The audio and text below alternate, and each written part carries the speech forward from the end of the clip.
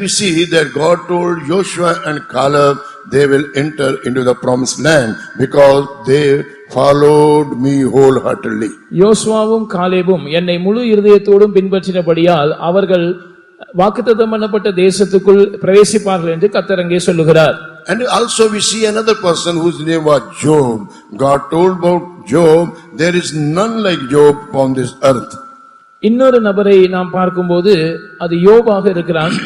அவனை குறித்து தேவன் சொல்லுகிறார், அவனை போல வேறு ஒரு மனுஷன் இந்த பூமியில் இல்லை. And that also we can see book of Job chapter 1 and verse 8. யோபு 1ஆம் அதிகாரம் 8ஆம் வசனத்தில் நாம் அதை பார்க்கிறோம். These people lived upon this earth as we are living now. நாம் இப்பொழுது இந்த பூமியில் வாழ்கிறது போலதான் இந்த சொல்லப்பட்ட இந்த நபர்களும் வாழ்ந்தார்கள். Brother and sister, when God measured the man, he did not put the tape around the head, but he will put the tape around the heart. தேவன் ஒரு மனிதனை அளக்கும்போது அவனுடைய தலையை சுற்றி அவர் அளவுகோலை நீட்டுவதில்லை, அவனுடைய இருதயத்தை சுற்றி தான் அளவுகோலை வைத்து அளக்கிறார். When God measure a person, he will not put a tape around his head, but he will put the tape around his heart, how his heart is. தேவன் ஒரு மனிதனை அளக்கும்போது அவர் அவனுடைய தலையை சுற்றி அந்த அளக்கிற டேப்பை வைத்து அளக்கிறதில்லை, அவனுடைய இருதயத்தை சுற்றி அவனுடைய இருதயம் எப்படி இருக்கிறது என்று இருதயத்தை தான் அளக்கிறார். This is what we can read in Gospel of Saint Luke chapter 18 and verses 11 to 14. When we read, two people they went to temple for prayer. இதை நாம் விளங்கிக் கொள்ள வேண்டுமானால் லூக்கா சுவிசேஷம் 18ஆம் அதிகாரம் 11 முதல் 14ஆம் வசனம் வரைக்கும் வாசிக்கும் போது இரண்டு பேர் ஜெபம் பண்ணும்படியாக தேவாலயத்துக்கு போனதாக நாம் பார்க்கிறோம். One was Pharisee and other was publican. ஒருவன் பரிசேயன், மற்றொருவன் ஆயக்காரன். Pharisee stood first and he started to pray. பரிசேயன் நின்று ஜெபம் பண்ண ஆரம்பித்தான். And he exalted himself. அவன் தன்னைத்தான் உயர்த்தி கொண்டிருந்தான். I am not like this publican. நான் இந்த ஆயக்காரனை போல அல்ல. I am not an extortioner. நான் பரிகாரனை போல அல்ல. I keep fast in a week. வாரத்தில் 2 தரம் நான் உபவாசிக்கிறேன். I giving my tithe. நான் என்னுடைய தசம பாகத்தை எல்லாம் ஒழுங்காக செலுத்துகிறேன். 5 time he told I. 5 முறை அந்த இடத்தில் நான் என்று அவன் சொல்லுகிறான். So when the publican stood, ஆனால் ஆயக்காரன் நின்று what did he say? அவன் என்ன சொல்லுகிறான்? Lord, I am a sinner, have mercy upon me. கர்த்தாவே, பாவியாக என் மேல் கிருபையாயிரும். He did not say anything about himself. அவன் தன்னை குறித்து எதையும் குறிப்பிடவில்லை. Only one thing he asked from the Lord. அவன் கர்த்தரிடத்தில் ஒரே ஒரு காரியத்தை கேட்டான். Lord, I am a sinner, have mercy upon me. கர்த்தாவே, நான் ஒரு பாவி, என் மேல் கிருபையாயிரும். Jesus heard both the prayers. இரண்டு ஜெபங்களையும் இயேசு கேட்டார். Then Jesus told the second one only become righteous and return to his house. இயேசு சொல்லுகிறார், இரண்டாவது ஆனவனே அவன் நீதிமானாக்கப்பட்டவனாய் வீட்டுக்கு திரும்பினான். Because one who exalt himself, he will be abased, but one who abased himself, humble himself, he will be exalted. ஏனெனில் தன்னைத்தான் உயர்த்துகிறவன் தாழ்த்தப்படுவான், தன்னைத்தான் தாழ்த்துகிறவனோ உயர்த்தப்படுவான். Glory be to God.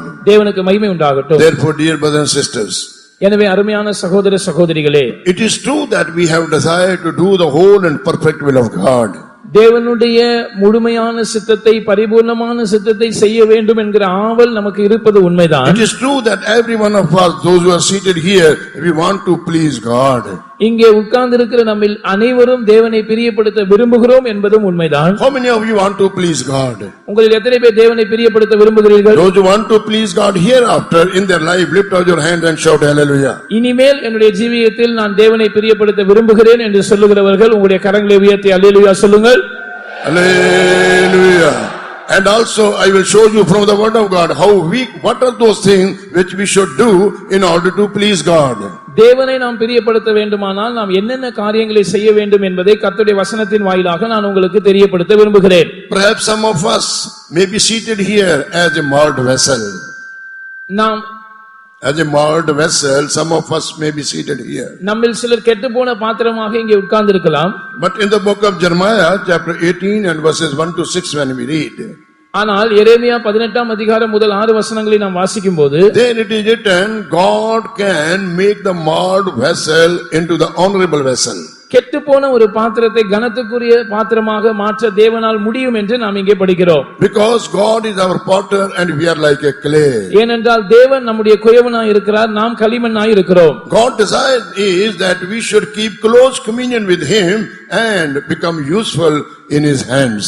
நாம் அவரோடு நெருங்கிய ஐக்கியம் உள்ளவர்களாய் இருந்து கர்த்தருடைய கரத்தில் உபயோகமானவர்களாய் மாற வேண்டும் என்பதே அவருக்கு நம்மை குறித்து இருக்கிற வாஞ்சையாய் இருக்கிறது. When God told to the children house of Israel, I have power to make you a good vessel, but in the same chapter verse 12 they said no, we have no hope. உங்களை ஒரு நல்ல பாத்திரமாக வணைவதற்கு எனக்கு வல்லமை அதிகாரம் இருக்கிறது என்று ஆண்டவர் இஸ்ரவேல் ஜனங்களை பார்த்து சொன்ன அதே வேளையில் 12ஆம் வசனத்தில் அவர்கள் இல்லை, எங்களுக்கு அதில் விருப்பம் இல்லை, நம்பிக்கை இல்லை என்று அவர்கள் சொல்லிவிட்டதாக நாம் பார்க்கிறோம். Jeremiah chapter 18 and verse 12, please read.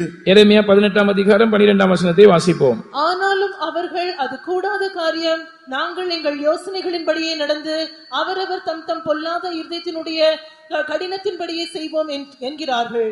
And they said, there is no hope, but we will walk after our own devices, and we will everyone do the imagination of his evil heart. When God said in verse 6 it is written, O house of Israel, cannot I do with you as this potter?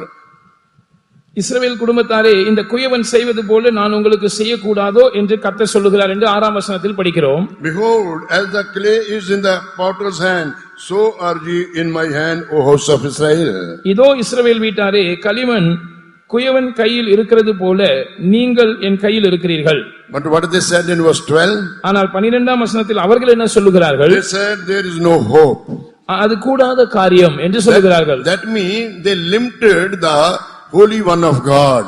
அவர்கள் இஸ்ரவேலின் பரிசுத்தரை மட்டுப்படுத்தினார்கள். They limited the power of God. அவர்கள் தேவனுடைய வல்லமையை மட்டுப்படுத்தினார்கள். They said no one can change us.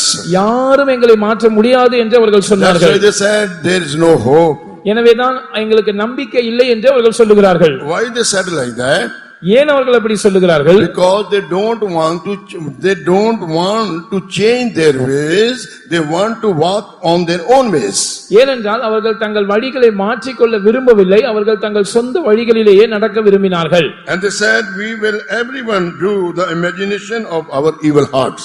நாங்கள் எங்கள் யோசனைகளின்படியே நடந்து அவரவர் தம் தம் பொல்லாத இதயத்தினுடைய கடினத்தின்படியே செய்வோம் என்று சொல்லுகிறார்கள். But when we read book of Isaiah chapter 64, ஆனால் ஏசாயா 64ஆம் அதிகாரத்தை நாம் படிக்கும்போது verses 6 to 8, when we read 6 முதல் 8 வசனங்களை நாம் படிக்கும்போது then we see again they told, Lord, you are our potter and we are clay and we are committing ourselves into thy hand.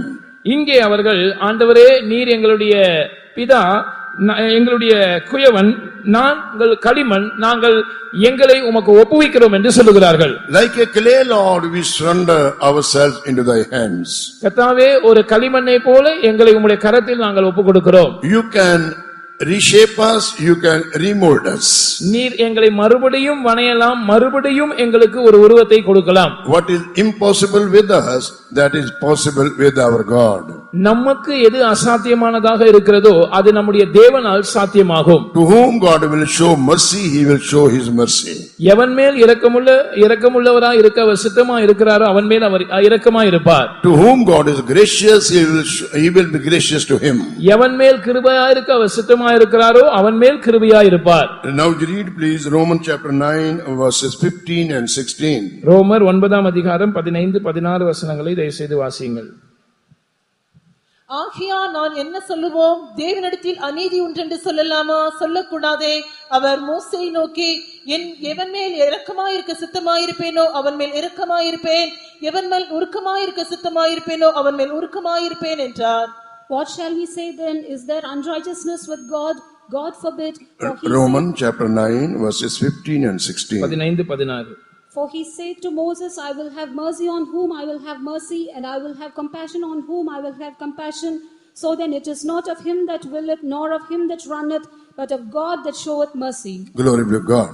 தேவனுக்கு மகிமை உண்டாவதாக. So here we see, if we have desire to reshape our life, remold our lives, and surrender ourselves in the hands of the Lord, God will show his mercy upon us and he will transform our lives. கர்த்தர் நம்மை மறுபடியுமாக வணைய வேண்டும், மறுபடியுமாக உருவாக்க வேண்டும் என்கிற விருப்பம் இருந்தால் நாம் கர்த்தருடைய கரத்தில் நம்மை ஒப்பு கொடுத்தால் அவர் நம்மேல் இரக்கமாய் இருப்பார், உருக்கமாய் கிருபையாய் இருப்பார் என்று நாம் இங்கே பார்க்கிறோம். Here he said that I will have compassion on whom I will have compassion. எவன் மேல் இரக்கமாய் இருக்க சித்தமாய் இருக்கிறேனோ அவன் மேல் இரக்கமாய் இருப்பேன். Dear brother and sister, with the compassion of God, there is a forgiveness also. தேவனுடைய மனதுருக்கத்திலே அங்கே மன்னிப்பும் இருக்கிறது. அருமையானது. If you are seated here with your sinful life, tonight, Jesus Christ, who is also called the compassionate God, He is calling you, my son, my daughter, give your heart to me. I will cleanse you, I will forgive your sin, and I will make you a useful vessel for me. இங்கே உட்கார்ந்திருக்கிற நீங்கள் யாராவது பாவத்தில் இருக்கிறவர்களாய் இங்கே இருப்பீர்கள் என்றால், இன்றைக்கு மனதுருக்கமுள்ள தேவன் என்று அறியப்படுகிற கர்த்தராகிய இயேசு கிறிஸ்து உங்களை பார்த்து அன்போடு மனதுருக்கத்தோடு, என் மகனே என் மகளே, உன்னுடைய இருதயத்தை உன்னுடைய வாழ்க்கையின் என்னுடைய கரத்தில் ஒப்புக்கொடு, நான் உன்னுடைய பாவங்களை மன்னிப்பேன், நான் உன்மேல் இரக்கமாய் இருந்து உன்னுடைய பாவங்களை கழுவி உன்னை என்னுடைய கரத்தில் உபயோகமான பாத்திரமாய் மாற்றுவேன் என்று சொல்லுகிறார். Sinful life cannot please God. ஒரு பாவமுள்ள வாழ்க்கை தேவனை பிரியப்படுத்துகிற வாழ்க்கையாய் இருக்க முடியாது. If anyone continue in their sins, they are only grieving God. யாராவது பாவத்தில் தொடர்ந்து நிலைத்திருப்பார்கள் என்றால் அவர்கள் தேவனை துக்கப்படுத்ததான் செய்கிறார்கள். If you will grieve God, or if we will continue in our sin, how we can ask God, Lord bless me? நாம் தேவனை துக்கப்படுத்திக் கொண்டிருப்போமானால் அல்லது நம்முடைய பாவத்தில் நாம் தொடர்ந்து நிலைத்திருப்போம் என்றால், கர்த்தாவே என்னை ஆசீர்வதியும் என்று நாம் எப்படி கேட்க முடியும்? How God can be with us if you live a sinful life? நாம் ஒரு பாவமுள்ள வாழ்க்கை வாழ்ந்து கொண்டிருக்கும் பட்சத்தில் தேவன் எப்படி நம்மோடு இருப்பார்? In the book of Isaiah chapter 59, when we read ஏசாயா 59ஆம் அதிகாரத்தில் நாம் படிக்கும்போது verses 1 and 2, when we read, முதல் 2 வசனங்களை நாம் வாசிக்கும்போது, there it is written, God's hand is not shortened which could not save us. ரட்சிக்க கூடாதபடி கர்த்தருடைய கரம் குறுகி போகவில்லை என்று நாம் அங்கே படிக்கிறோம். Isaiah chapter 59 and verses 1 and 2, when we read, ஏசாயா 59ஆம் அதிகாரம் முதல் 2 வசனங்களை வாசிக்கும் பொழுது, behold, the Lord's hand is not shortened that it cannot save, இதோ neither his ear heavy that it cannot hear. இதோ ரட்சிக்க கூடாதபடிக்கு கர்த்தருடைய கை குறுகி போகவும் இல்லை, கேட்க கூடாதபடி அவருடைய செவி மந்தமாகவும் இல்லை. God wants to help us. தேவன் நமக்கு உதவி செய்ய விரும்புகிறார். God wants to hear our prayer. தேவன் நம்முடைய ஜெபங்களை கேட்க விரும்புகிறார். But why God hand is not stretched forth towards us to help us in the time of our need? ஆனால் நம்முடைய தேவையின் நேரங்களில் நமக்கு உதவி செய்யும்படியாக ஏன் கர்த்தருடைய கரம் நம்மை நோக்கி நீட்டப்படாமல் இருக்கிறது? Why his ears are deaf to hear our prayer? நம்முடைய ஜெபங்களை கேட்க கூடாதபடிக்கு ஏன் அவருடைய செவிகள் அடைக்கப்பட்டு இருக்கிறது? It is not the mistake of God. அது தேவனுடைய தவறு அல்ல. It is our mistake only. அது நம்முடைய தவறாக இருக்கிறது. And that is told in verse 2, the same chapter 59, book of Isaiah. ஏசாயா 59ஆம் அதிகாரம் 2ஆம் வசனத்தில் அந்த காரணம் சொல்லப்பட்டிருக்கிறது. But your iniquities have separated between you and your God. உங்கள் அக்கிரமங்களே உங்களுக்கும் உங்கள் தேவனுக்கும் நடுவாக பிரிவினை உண்டாக்குகிறது. And your sins have hid his face from you that he will not hear. உங்கள் பாவங்களே அவர் உங்களுக்கு செவி கொடாதபடிக்கு அவருடைய முகத்தை உங்களுக்கு மறைக்கிறது. Dear brother and sister, if your prayers are not answered for long time, அருமையான சகோதர சகோதரிகளே, உங்களுடைய ஜெபங்களுக்கு நெடு நாட்களாக பதில் கிடைக்காமல் இருக்குமானால், you must examine your lives in the light of the word of God. What is the mistake? Where I am wrong? What wrong I have done against God? நீங்கள் தேவனுடைய வசனத்தின் வெளிச்சத்தில் உங்களுடைய ஜீவியத்தை ஆராய்ந்து பார்த்து உங்களுடைய தவறு என்ன என்பதை கண்டுபிடிக்க வேண்டும். என்னுடைய ஜீவியத்தில் தேவனுடைய பார்வையில் நான் எங்கே தவறுகிறேன், என்னுடைய பிழை என்ன என்பதை நீங்கள் கண்டுபிடிக்க வேண்டும். First you yourself examine your life and find out your mistakes. முதலாவது நீங்களே உங்களுடைய ஜீவியத்தை ஆராய்ந்து பார்த்து உங்களுடைய பிழைகளை கண்டுபிடிக்க வேண்டும். If you are unable to find out, trace out your mistake, tell to the Lord, Lord help me to find out my mistake, where I am wrong. ஆண்டவரே, என்னுடைய பிழைகளை என்னால் கண்டுபிடிக்க முடியவில்லை, நான் எங்கே தவறுகிறேன் என்று எனக்கு காட்டும், என்னுடைய நிலவரத்தை உணர எனக்கு உதவி செய்யும் என்று உங்களால் கண்டுபிடிக்க முடியாத பட்சத்தில் நீங்கள் கர்த்தரிடத்தில் சொல்லலாம். Then definitely, dear brother and sister, God will show our mistake where we are wrong. Then you must accept it before the Lord and he will forgive your mistakes. Then when you will pray, he will hear your prayer and also he will stretch forth his hands to help you in the time of your need. நீங்கள் அப்படி அவரிடத்தில் வேண்டிக் கொள்ளும் போது உங்களுடைய தவறுகளை அவர் உங்களுக்கு சுட்டி காட்டுவார். அப்பொழுது நீங்கள் அதை ஒத்துக்கொண்டு உங்களுடைய பாவங்களுக்காக மனஸ்தாபப்பட்டு மன்னிப்பு கேட்கும் பட்சத்தில் அவர் உங்களுக்கு இறங்கி மன்னித்து உங்களுடைய உதவி, உங்களுக்கு தேவைப்படுகிற நேரத்தில் உங்களுக்கு உதவிக்கரம் நீட்டுவார். உங்களுடைய ஜெபங்களை கேட்கும்படியாக அவருடைய செவிகள் திறந்திருக்கும். As Jesus said, my Father is always with me.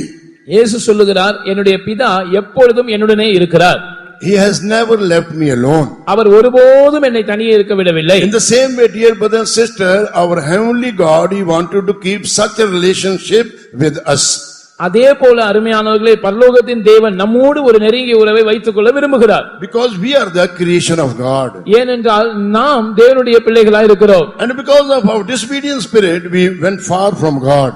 நம்முடைய கீழ்ப்படியாமையின் ஆவியின் நிமித்தமாக நாம் தேவனை விட்டு தூரமாய் போய்விட்டோம். But now Jesus Christ, to bring us back to God, He came into this world and He died for our sins on the cross of Calvary. நம்மை தேவனிடத்துக்கு மறுபடியும் திருப்பி கொண்டு வரும்படியாக கர்த்தராகிய இயேசு இந்த பூமிக்கு வந்தார். அவர் நம்முடைய பாவங்களை சுமந்து கல்வாரியில் சிலுவையில் மரித்தார். And only He can forgive all our sins. அவரால் மாத்திரமே நம்முடைய சகல பாவங்களையும் மன்னிக்க முடியும். In Him there is no sin. அவருக்குள் பாவம் இல்லை. He did no sin. அவர் பாவம் செய்யவில்லை. He knew no sin. அவர் பாவத்தை அறியவும் இல்லை. Sinless Jesus only can forgive all our sins and bring us back to God. பாவமில்லாத இயேசு மாத்திரமே நம்முடைய எல்லா பாவங்களையும் மன்னித்து தேவனிடத்தில் நம்மை திருப்பி கொண்டு வரக்கூடியவராய் இருக்கிறார். But only one thing you have to do. ஆனால் ஒரு காரியம் நீங்கள் செய்ய வேண்டும். You must accept your sin before Jesus. நீங்கள் இயேசுவுக்கு முன்பாக உங்களுடைய பாவங்களை ஒத்துக்கொள்ள வேண்டும். Book of Proverbs chapter 28 and verse 13 it is written. நீதிமொழிகளின் புத்தகம் 28ஆம் அதிகாரம் 13ஆம் வசனத்தில் எழுதப்பட்டிருக்கிறது. He that covereth his sin shall not prosper, but one who confess and forsake shall have the mercy of God. தன் பாவங்களை மறைக்கிறவன் வாழ்வடைய மாட்டான், அவைகளை அறிக்கை செய்து விட்டு விடுகிறவனோ இரக்கம் பெறுவான். Therefore, dear brother and sister, எனவே அருமையான சகோதர சகோதரிகளே, if you are far from God, நீங்கள் தேவனை விட்டு தூரமாக இருந்தால், if you have grieved God, நீங்கள் தேவனை துக்கப்படுத்தி இருந்தால், if you are a backslider, நீங்கள் ஒரு பின்மாற்றம் அடைந்தவராய் இருந்தால், come back to Him. அவரிடத்தில் திரும்பி வாருங்கள். Make a new decision tonight. இன்றைக்கு ஒரு புதிய தீர்மானம் பண்ணுங்கள். Lord, hereafter I will not grieve you. கர்த்தாவே, இனிமேல் நான் உம்மை துக்கப்படுத்த மாட்டேன். I will walk on thy ways, O Lord. நான் உம்முடைய வழிகளில் நடப்பேன் ஆண்டவரே. I will live a life pleasing unto you hereafter. இனிமேல் உம்மை பிரியப்படுத்துகிற ஒரு வாழ்க்கையை நான் வாழுவேன். Lord, I want to be with you always. கர்த்தாவே, நான் எப்பொழுதும் உம்மோடு இருக்க விரும்புகிறேன். Not only in this world, இந்த பூமியில் மாத்திரமல்ல, I want to be with you in eternity and in that place which you have gone to prepare for me. நித்தியத்திலும் நீர் என்னோடு, நீர் எனக்காக ஆயத்தம் பண்ண போயிருக்கிறதான அந்த ஸ்தலத்தில் நான் உம்மோடு இருக்க விரும்புகிறேன். Now, what are those things which could please God so that we may be with Him not only upon this earth, even in eternity too? இந்த பூமியில் மாத்திரமல்ல, நித்தியத்திலும் நாம் அவரோடு கூட இருக்க நமக்கு உதவி செய்கிறதான கர்த்தருக்கு பிரியமான காரியங்கள் என்ன? Because Jesus told here in our key verse that as He was with His heavenly Father, Jesus wants that you and I should be always with Him, not only upon this earth, even after leaving this earth, in eternity too. நாம் வாசித்த ஆரம்ப வசனத்திலே, என்னை அனுப்பின பிதா எப்பொழுதும் என்னோடு கூட இருக்கிறார், அவர் என்னை தனியே இருக்க விடவில்லை என்று இயேசு சொன்னது போல, இந்த பூமியில் நாம் வாழ்கிற வாழ்நாட்களில் மாத்திரமல்ல, நித்தியத்திலும் நாம் எப்பொழுதும் தேவனை விட்டு பிரியாமல் அவரோடு ஒரு நெருங்கிய உறவுள்ளவர்களாய் காணப்பட வேண்டும் என்று தேவன் நம்மை குறித்து வாஞ்சிக்கிறார். So I will highlight 7 points, 7 things which could help us to please God. தேவனை பிரியப்படுத்த நமக்கு உதவி செய்கிறதான 7 காரியங்களை நான் சுட்டிக்காட்ட விரும்புகிறேன். Number 1. முதலாவது, Book of Micah chapter 6 and verse 8 when we read. மீகா 6ஆம் அதிகாரம் 8ஆம் வசனத்தை நாம் படிக்கும்போது, It is written how we can please God there. நாம் எப்படி தேவனை பிரியப்படுத்த முடியும் என்று அங்கே எழுதப்பட்டிருக்கிறது. Book of Micah chapter 6 and verse 8. மீகா 6ஆம் அதிகாரம் 8ஆம் வசனம், அவர் உனக்கு அறிவித்திருக்கிறார், நியாயம் செய்து இரக்கத்தை சிநேகித்து உன் தேவனுக்கு முன்பாக மனத்தாழ்மை நடப்பதை அல்லாமல் வேற என்னத்தை கர்த்தரிடத்தில் கேட்கிறார்? He hath showed thee, O man, what is good, and what doth the Lord require of thee, but to do justly, and to love mercy, and to walk humbly with thy God. Glory be God. தேவனுக்கு மகிமை உண்டாவதாக. Here we have read how we can please God. இங்கே நாம் எப்படி கர்த்தரை பிரியப்படுத்தலாம் என்று பார்க்கிறோம். When we will walk humbly with God, then only we can please God, say the word of God. கர்த்தருடைய வசனம் சொல்லுகிறது, நாம் தேவனுக்கு முன்பாக மனத்தாழ்மையாய் நடக்கும்போது மாத்திரமே அவரை பிரியப்படுத்த முடியும். Because in verse 8 it is written, and what doth the Lord require of thee, Lord has showed you. மனுஷனே, நன்மை இன்னதென்று அவர் உனக்கு அறிவித்திருக்கிறார். And God wants that we should walk humbly with Him so that we may live a life pleasing unto God. நாம் தேவனுக்கு பிரியமான ஒரு ஜீவியத்தை செய்யும்படியாக நாம் அவரோடு மனத்தாழ்மையாக நடக்க வேண்டும் என்று தேவன் விரும்புகிறார். In the word of God it is written, can two walk together if they are not agreed? இருவர் ஒருமித்து இருந்தால் ஒழிய அவர்கள் ஒரு சேர நடந்து போவார்களோ என்று வேதவசனம் சொல்லுகிறது. If this brother want to walk with me, he must be agreed with me. இந்த சகோதரன் என்னோடு கூட நடக்க வேண்டுமானால் அவர் என்னோடு ஒத்து போகிறவராய் இருக்க வேண்டும். So the word of God says, can two walk together if they are not agreed? இருவர் அவர்கள் ஒருமித்திருந்தால் ஒழிய அவர்கள் ஒரு சேர நடந்து போக முடியுமா என்று கர்த்தருடைய வசனம் கேட்கிறது. Who are these two? இந்த இருவர் யார்? One is God and other is you and I. ஒன்று தேவன், மற்றொன்று நீங்களும் நானும். So if we want to walk with God, நாம் தேவனோடு நடக்க வேண்டுமானால் we must be agreed with him. நாம் அவரோடு ஒத்து போகிறவர்களாய் இருக்க வேண்டும். When we read about Noah, it is written about Noah, he walked with God. நோவாவை குறித்து தேவனுடைய வசனத்தில் நாம் வாசிக்கும் போது அவன் தேவனோடு சஞ்சரித்துக் கொண்டிருந்தான் என்று நாம் படிக்கிறோம். How he could walk with God? அவனால் எப்படி தேவனோடு சஞ்சரிக்க முடிந்தது? Bible gives the answer for that. வேதம் அதற்கான பதிலை சொல்லுகிறது. When we read the book of Genesis, ஆதியாகமத்தின் புத்தகத்தை வாசிக்கும் போது chapter 6 6ஆம் அதிகாரம் and verse 22, when we read, 22ஆம் வசனத்தை நாம் படிக்கும் போது there we read why Noah was able to walk with God. Noah எப்படி தேவனோடு சஞ்சரிக்க கூடியவனாய் இருந்தான் என்று அங்கே அதற்கான காரணம் சொல்லப்பட்டிருக்கிறது. In chapter 6 and verse 22 it is written, thus did Noah according to all that God commanded him, so did he. Noah அப்படியே செய்தான், தேவன் தனக்கு கட்டளையிட்டபடியெல்லாம் அவன் செய்து முடித்தான் என்று 22ஆம் வசனம் சொல்லுகிறது. So here we have read that because he obeyed the commandments of God, what God asked him to do, he did it. That's why he agreed with God and he could able to walk with God. தேவன் அவனிடம் என்ன செய்ய வேண்டும் என்று சொன்னாரோ அந்த கட்டளைகளை தேவன் சொன்னபடியெல்லாம் அவன் செய்தபடினால் அவன் தேவனோடு ஒருமித்து காணப்பட்டான் என்றும் அதனால் அவன் தேவனோடு சஞ்சரிக்க கூடியவனாய் அல்லது ஒருமித்து நடக்கக்கூடியவனாய் இருந்தான் என்றும் நாம் இதிலிருந்து புரிந்து கொள்கிறோம். Yes, Genesis chapter 6 and verse 9 it is written, Noah walked with God. Noah தேவனோடு சஞ்சரித்துக் கொண்டிருந்தான் என்று ஆதியாகமம் 6ஆம் அதிகாரம் 9ஆம் வசனம் சொல்லுகிறது. Because he obeyed the commandments of God, he pleased God, that's why he could able to walk with God. அவன் தேவனுடைய கட்டளைகளுக்கு கீழ்ப்படிந்து அவரை பிரியப்படுத்தினபடினால்தான் அவனால் தேவனோடு நடக்க முடிந்தது என்று நாம் அறிந்து கொள்கிறோம். What is the commandment of God? தேவனுடைய கட்டளை என்ன? All should repent for their sins. எல்லாரும் தங்கள் பாவங்களுக்காக மனஸ்தாபப்பட மனம் திரும்ப வேண்டும். Because Bible says all committed sin and come short from the glory of God. ஏனென்றால் எல்லா மனுஷரும் பாவம் செய்து தேவ மகிமை அற்றவர்கள் ஆனார்கள் என்று வேதம் சொல்லுகிறது. So commandment of God is that everyone should repent for their sins and believe on Lord Jesus Christ and receive the salvation. எனவே எல்லாரும் தங்களுடைய பாவங்களுக்காக மனஸ்தாபப்பட்டு மனம் திரும்பி கர்த்தராகிய இயேசுவின் மேல் விசுவாசித்து தங்களுடைய பாவ மன்னிப்பை பெற்றுக்கொள்ள வேண்டும் என்பதே தேவனுடைய கட்டளையாய் இருக்கிறது. In the first prayer, dear one, those who are listening me, if we want to please God, we should walk humbly with God because our God is humble. என்னை கேட்கிற அருமையான தேவனுடைய ஜனமே, நீங்கள் தேவனோடு நடக்க விரும்பினால், தேவனை பிரியப்படுத்த விரும்பினால், நீங்கள் முதலாவதாக செய்ய வேண்டியது நீங்கள் மனத்தாழ்மை உள்ளவர்களாய் இருக்க வேண்டும். ஏனென்றால் தேவன் மனத்தாழ்மை உள்ளவராய் இருக்கிறார். Yes, our God, our Jesus is humble God. ஆம், நம்முடைய தேவன், நம்முடைய இயேசு அவர் மனத்தாழ்மை உள்ளவராய் இருக்கிறார். If you are proud, நீங்கள் பெருமை உள்ளவர்களாய் இருந்தால், if you are stubborn, நீங்கள் பிடிவாதம் உள்ளவர்களாய் if you இருந்தால், are disobedient, நீங்கள் கீழ்ப்படியாமை உள்ளவர்களாய் we இருந்தால், cannot walk with humble God. நீங்கள் உங்களால் ஒரு தாழ்மையான தேவனோடு நடக்க முடியாது. In the epistle of Philippians chapter 2 and verse 8 about Jesus, he humbled himself. பிலிப்பியர் 2ஆம் அதிகாரம் 8ஆம் வசனத்திலே இயேசுவை குறித்து அவர் தன்னை தாழ்த்தினதாக எழுதப்பட்டிருக்கிறது. He humbled himself and he was obedient unto the death of cross. அவர் தம்மை தாமே தாழ்த்தி கீழ்ப்படிந்தவரானார், சிலுவையில் மரண பரியந்தம் அவர் கீழ்ப்படிந்தார். Therefore, dear brother and sister, we should walk humbly with our Jesus because he is a humble God. Then only we can please him and this humble Jesus will be with us. எனவே அருமையான தேவனுடைய ஜனமே, நாம் நம்முடைய இயேசு தாழ்மை உள்ளவராய் இருக்கிறபடியினால் அவரை போல தாழ்மை உள்ளவர்களாய் இருந்தால் மாத்திரமே அவரோடு கூட இருந்து அவரை பிரியப்படுத்த முடியும். அப்பொழுது இந்த தாழ்மையான இயேசுவும் நம்மோடு இருப்பார். God resists the proud but he gives grace to the humble. தேவன் பெருமை உள்ளவர்களுக்கு எதிர்த்து நிற்கிறார், தாழ்மை உள்ளவர்களுக்கு கிருபை அளிக்கிறார். Sometimes our riches will make us proud. சில நேரங்களில் நம்முடைய ஐஸ்வர்யம் நம்மை பெருமை உள்ளவர்களாக மாற்றி விடுகிறது. Our beauty will make us proud. நம்முடைய அழகு நம்மை பெருமை உள்ளவர்களாக மாற்றி விடுகிறது. Our name and fame will make us proud. நமக்கு இருக்கிற பேரும் புகழும் நம்மை பெருமை உள்ளவர்களாக மாற்றி விடுகிறது. But everything is vanity, says the word of God. ஆனால் எல்லாமே மாயை என்று தேவனுடைய வார்த்தை சொல்லுகிறது. When we will humble ourselves like our Lord Jesus Christ, He is a God and He will be with us, and our life on this earth will be like we are in heaven. நம்முடைய இயேசுவுக்கு முன்பாக நாம் நம்மை தாழ்த்தும் போது அவர் தாழ்மையுள்ள தேவனா இருக்கிறபடியால் அவர் நம்மோடு கூட எப்பொழுதும் இருப்பார். அப்பொழுது நம்முடைய ஜீவியம் பரலோகத்தை போலவே இந்த பூமியில் காணப்படும்.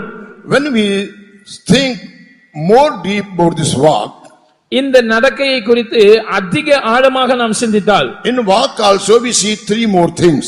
இந்த நடக்கையில் மூன்று காரியங்களை நாம் பார்க்கலாம். First we saw we must walk humbly with our God. முதலாவதாக நம்முடைய தேவனுக்கு முன்பாக நாம் மனத்தாழ்மையாய் நடக்க வேண்டும் என்று பார்த்தோம். But Bible says we should walk in love also. ஆனால் வேதம் சொல்லுகிறது நாம் அன்பிலே நடந்து கொள்ள வேண்டும். Ephesians chapter 5 and verse 2 it is written there. எபேசியர் 5ஆம் அதிகாரம் 2ஆம் வசனத்தில் அது எழுதப்பட்டிருக்கிறது. Walk in love as Jesus also loved us. இயேசு நம்மில் அன்பு கூர்ந்தது போல நாம் அன்பிலே நடந்து கொள்ள வேண்டும் என்று அங்கே சொல்லப்பட்டிருக்கிறது. So Jesus is full of love. இயேசு அன்பினால் நிறைந்தவராய் இருக்கிறார். When we will walk in love, that means we are walking with Jesus. நாம் அன்பிலே நடந்து கொள்ளும்போது நாம் இயேசுவோடு நடக்கிறோம் என்று அர்த்தம். And in the love what we see?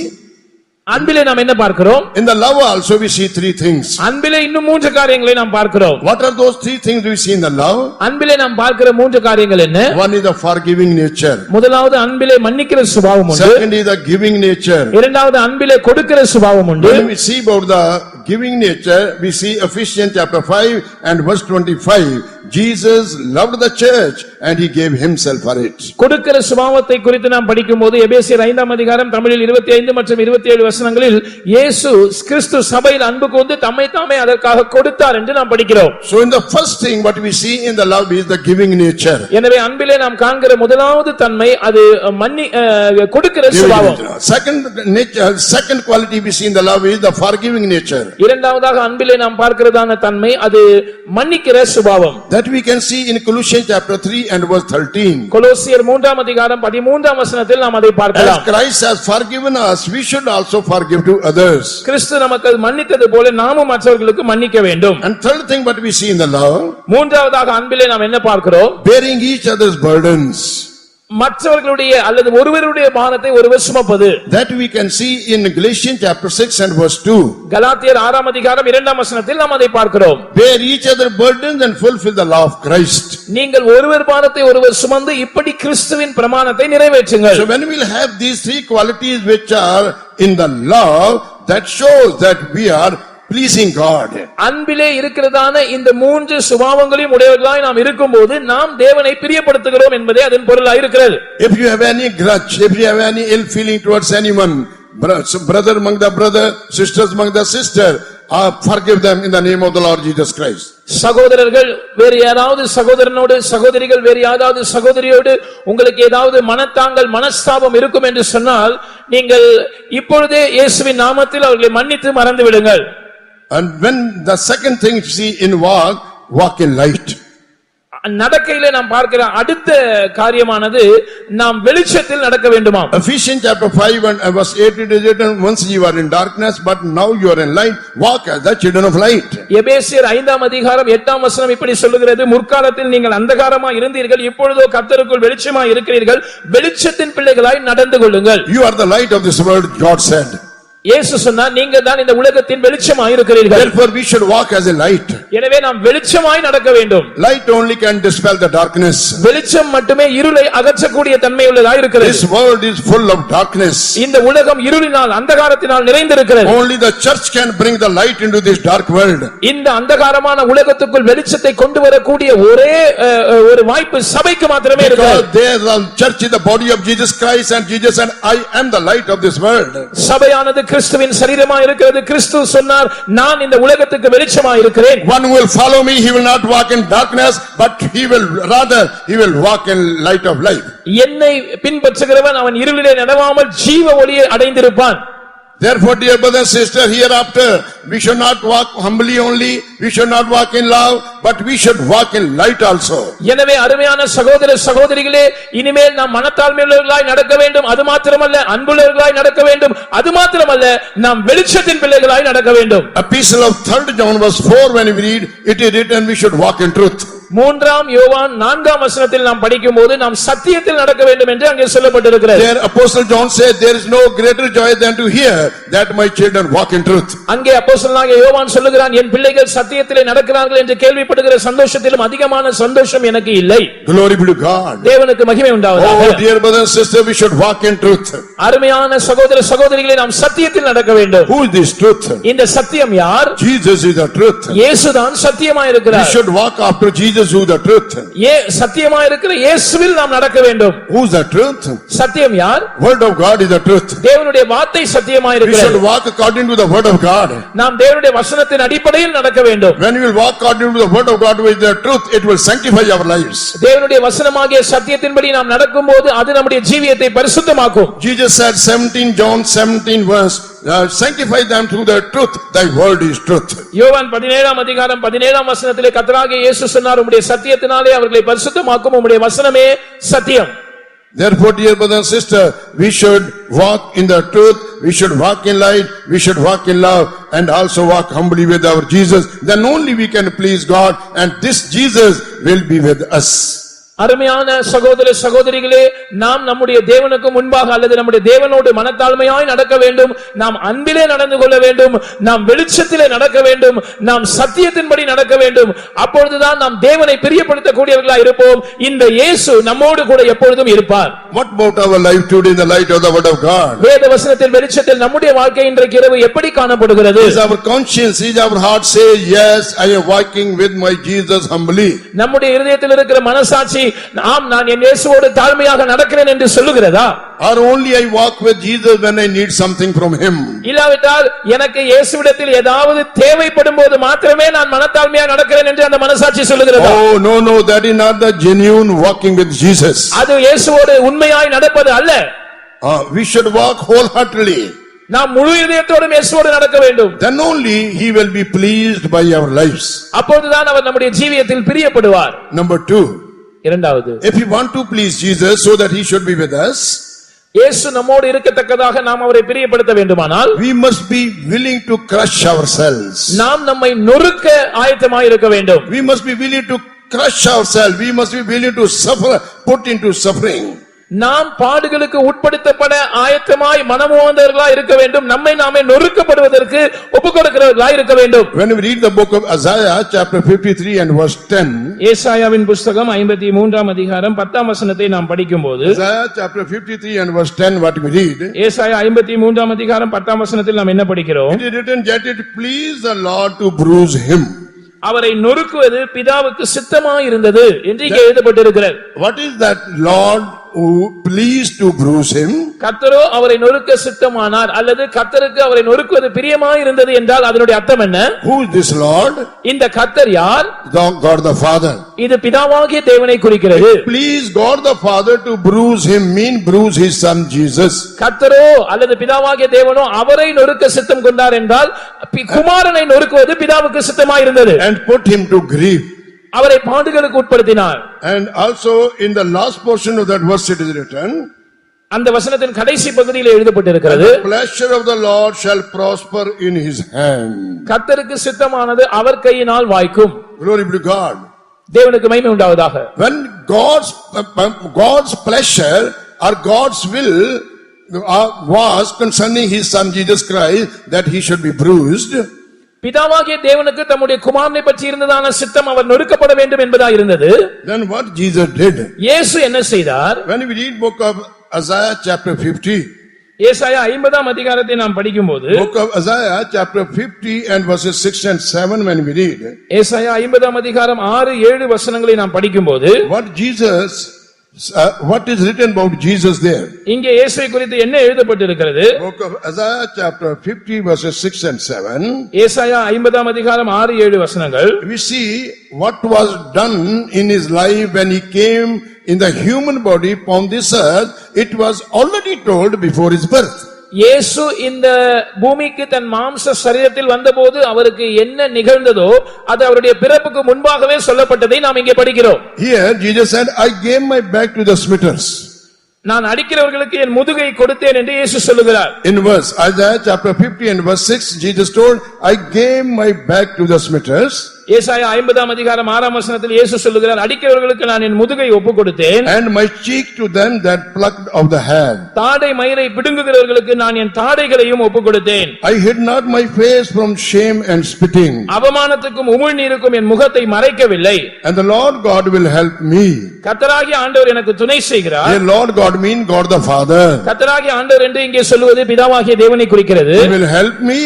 And therefore shall I not be confounded. கர்த்தராகிய ஆண்டவர் எனக்கு துணை செய்கிறார், ஆகையால் நான் வெட்கப்படேன். And he said, therefore have I set my face like a flint. ஆகையால் என் முகத்தை நான் கற்பாறையை போல் ஆக்கினேன் என்று அவர் சொல்லுகிறார். And I know that I shall not be ashamed. நான் வெட்கப்பட்டு போவதில்லை என்று நான் அறிந்திருக்கிறேன். Glory be to God. தேவனுக்கு மகிமை. Dear brothers and sisters, we must be willing to go through the suffering. We must be willing to crush ourselves. அருமையான சகோதர சகோதரிகளே, நாம் பாடுகளின் வழியாய் போவதற்கு ஆயத்தமாய் இருக்க வேண்டும். நம்மை நாமே நொறுக்க நாம் மனமுவந்தவர்களாய் இருக்க வேண்டும். When we will do like that, நாம் அப்படி செய்யும்போது God the Father, our Lord Jesus Christ will be pleased with us.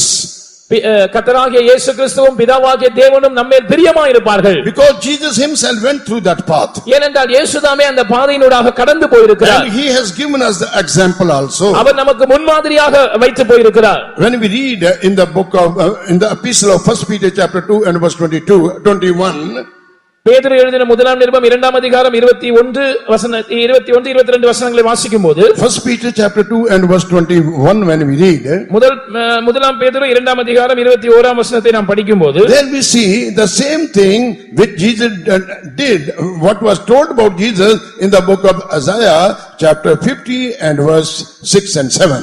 ஏசாயா 50ஆம் அதிகாரம் 6 7 வசனங்களில் இயேசுவை குறித்து சொல்லப்பட்ட அதே காரியத்தை நாம் இங்கே பார்க்கிறோம். 2 chapter verse 21, what we read, 2:21 நாம் என்ன படிக்கிறோம்? 1 Peter chapter 2 verse 21. முதலாம் பேதுரு 2:21. For even hereunto were ye called, because Christ also suffered for us, leaving us an example that we should follow his steps. இதற்காக நீங்கள் அழைக்கப்பட்டும் இருக்கிறீர்கள், ஏனெனில் கிறிஸ்து உங்களுக்காக பாடுபட்டு நீங்கள் தம்முடைய அடிச்சுவடுகளை தொடர்ந்து வரும்படி உங்களுக்கு மாதிரியை பின்வைத்து போனார். Brother, sister, as we have read here, Jesus said, I gave my back to the smitters. இயேசு இங்கே சொன்னதாக நாம் படித்தது போல நான் என் முதுகை அடிக்கிறவர்களுக்கு ஒப்புக் கொடுத்தேன் என்று அவர் சொல்லுகிறார். Bible history says he took 39 stripes upon his body, upon his back. வேதத்தின் சரித்திரம் சொல்லுகிறது அவர் தன்னுடைய முதுகின் மேல் 39 வாரடிகளை ஏற்றுக்கொண்டாராம். And there are major 39 diseases we can see.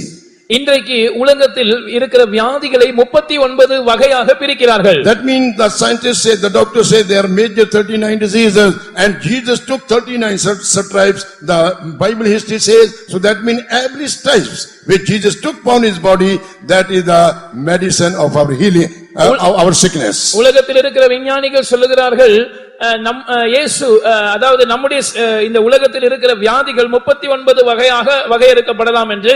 இயேசு தம்முடைய சரீரத்திலே 39 தழும்புகளை ஏற்றார். எனவே இயேசுவினுடைய சரீரத்தில் அவர் அடைந்த தழும்புகள் நம்முடைய எல்லா வியாதிகளுக்குமான மருந்தாக இருக்கிறது. When you will be willing to give your body for suffering, remember, if you will be sick into your body, you will be healed. நாம் நம்முடைய சரீரத்தை பாடுகளுக்கு ஒப்புக் கொடுக்கும் போது நீங்கள் ஞாபகம் வைத்துக் கொள்ள வேண்டிய ஒரு விஷயம் என்னவென்று சொன்னால், உங்களுக்கு சரீரத்தில் வியாதி வரும்போது நீங்கள் சுகமாக்கப்படுவீர்கள். So here we see it pleased the Lord to bruise him. இங்கே அவரை நொறுக்குவது பிதாவுக்கு சித்தமாய் இருந்தது என்று நாம் படிக்கிறோம்.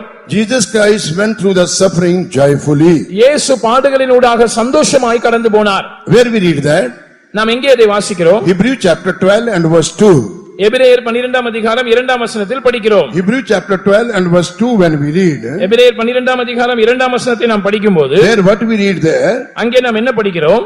apostle, the writer of the Hebrew epistle, he says, எபிரேய நிருபக்காரன் சொல்லுகிறார், looking unto Jesus, the author and the finisher of our faith, நம்முடைய விசுவாசத்தை துவக்குகிறவரும் முடிக்கிறவருமாகிய இயேசுவை நோக்கி, who for the joy that was set before him endured the cross, despising the shame, and is set down at the right hand of the throne of God. அவர் என்ன செய்தார்? அவர் தமக்கு முன் வைத்திருந்த சந்தோஷத்தின் பொருட்டு அவமானத்தை எண்ணாமல் சிலுவையை சகித்து தேவனுடைய சிங்காசனத்தின் வலது பாரிசத்தில் வீற்றிருக்கிறார். Joyfully Jesus went through the suffering. This is what we have read in verse 2, Hebrews chapter 12. எபிரேயர் 12ஆம் அதிகாரம் 2ஆம் வசனத்தில் இயேசு தமக்கு முன்பாக வைக்கப்பட்டிருந்த பாடுகளினூடாக சந்தோஷத்தோடு கடந்து போனார் என்று படிக்கிறோம். Why Jesus enjoyed in suffering? இயேசு ஏன் பாடுகளை சந்தோஷமாய் அனுபவித்தார்? Can you tell it? உங்களால அதை சொல்ல முடியுமா? Can you tell it? உங்களால அதை சொல்ல முடியுமா? Because it was given by his heavenly Father. ஏனென்றால் அது அவருடைய பரம பிதாவினால் அனுமதிக்கப்பட்டிருந்தது. It was given by his heavenly Father. That's why he wanted to please his heavenly Father and he went through joyfully all the sufferings. அந்த பாடுகள் அவருடைய பரம பிதாவினால் கொடுக்கப்பட்டிருந்தவைகள் ஆனபடியால் அவர் தம்முடைய பரம பிதாவை பிரியப்படுத்தும்படியாகவே விரும்பினார். எனவே சந்தோஷத்தோடு அந்த எல்லா பாடுகளினூடாக அவர் கடந்து That's போனார். why John the Gospel chapter 6 and verse 38 when we read, Jesus said, I came from heaven not to do mine own will but the one who has sent me. யோவான் 6ஆம் அதிகாரம் 38ஆம் வசனத்தில் கர்த்தராகிய இயேசு இப்படி சொல்லுகிறார், என்னுடைய சித்தத்தின்படி அல்ல என்னை அனுப்பினவருடைய சித்தத்தின்படியாக செய்யும்படியாகவே நான் வானத்திலிருந்து இறங்கி வந்தேன். He went through the suffering joyfully because first it was given by his heavenly Father and the second thing, a joy was set before him. What was that joy? A body was going to be prepared through his suffering and that is the church.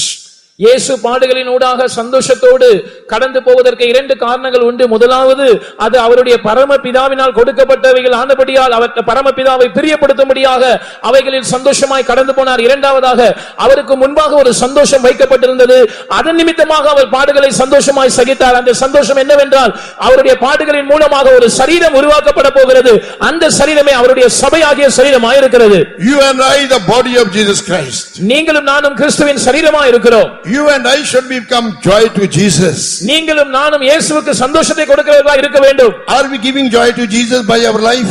நம்முடைய ஜீவியத்தின் மூலமாக இயேசுவுக்கு நாம் சந்தோஷத்தை கொடுக்கிறோமா? Because it is written, joy was set before him. ஏனென்றால் அவர் நமக்கு முன்பாக வைத்திருந்த சந்தோஷத்தின் பொருட்டு தான் பாடுகளை சகித்தார். நாம் தான் அந்த சந்தோஷம். You and I are the joy. Are we giving joy to Jesus by our lives or we are grieving Jesus? நீங்களும் நானும் தான் இயேசுவுக்கு முன்பாக வைக்கப்பட்டிருந்த சந்தோஷம். நம்முடைய ஜீவியத்தின் மூலமாக நாம் ஆண்டவருக்கு சந்தோஷத்தை கொடுக்கிறோமா அல்லது ஆண்டவரை துக்கப்படுத்திக் கொண்டிருக்கிறோமா? If we are walking on our ways, if we are disobeying the commandments of God, if we are proud, if we are arrogant, if we are having bitterness and jealousy and hatred in our life, we are not giving joy to Jesus but we are grieving to Jesus.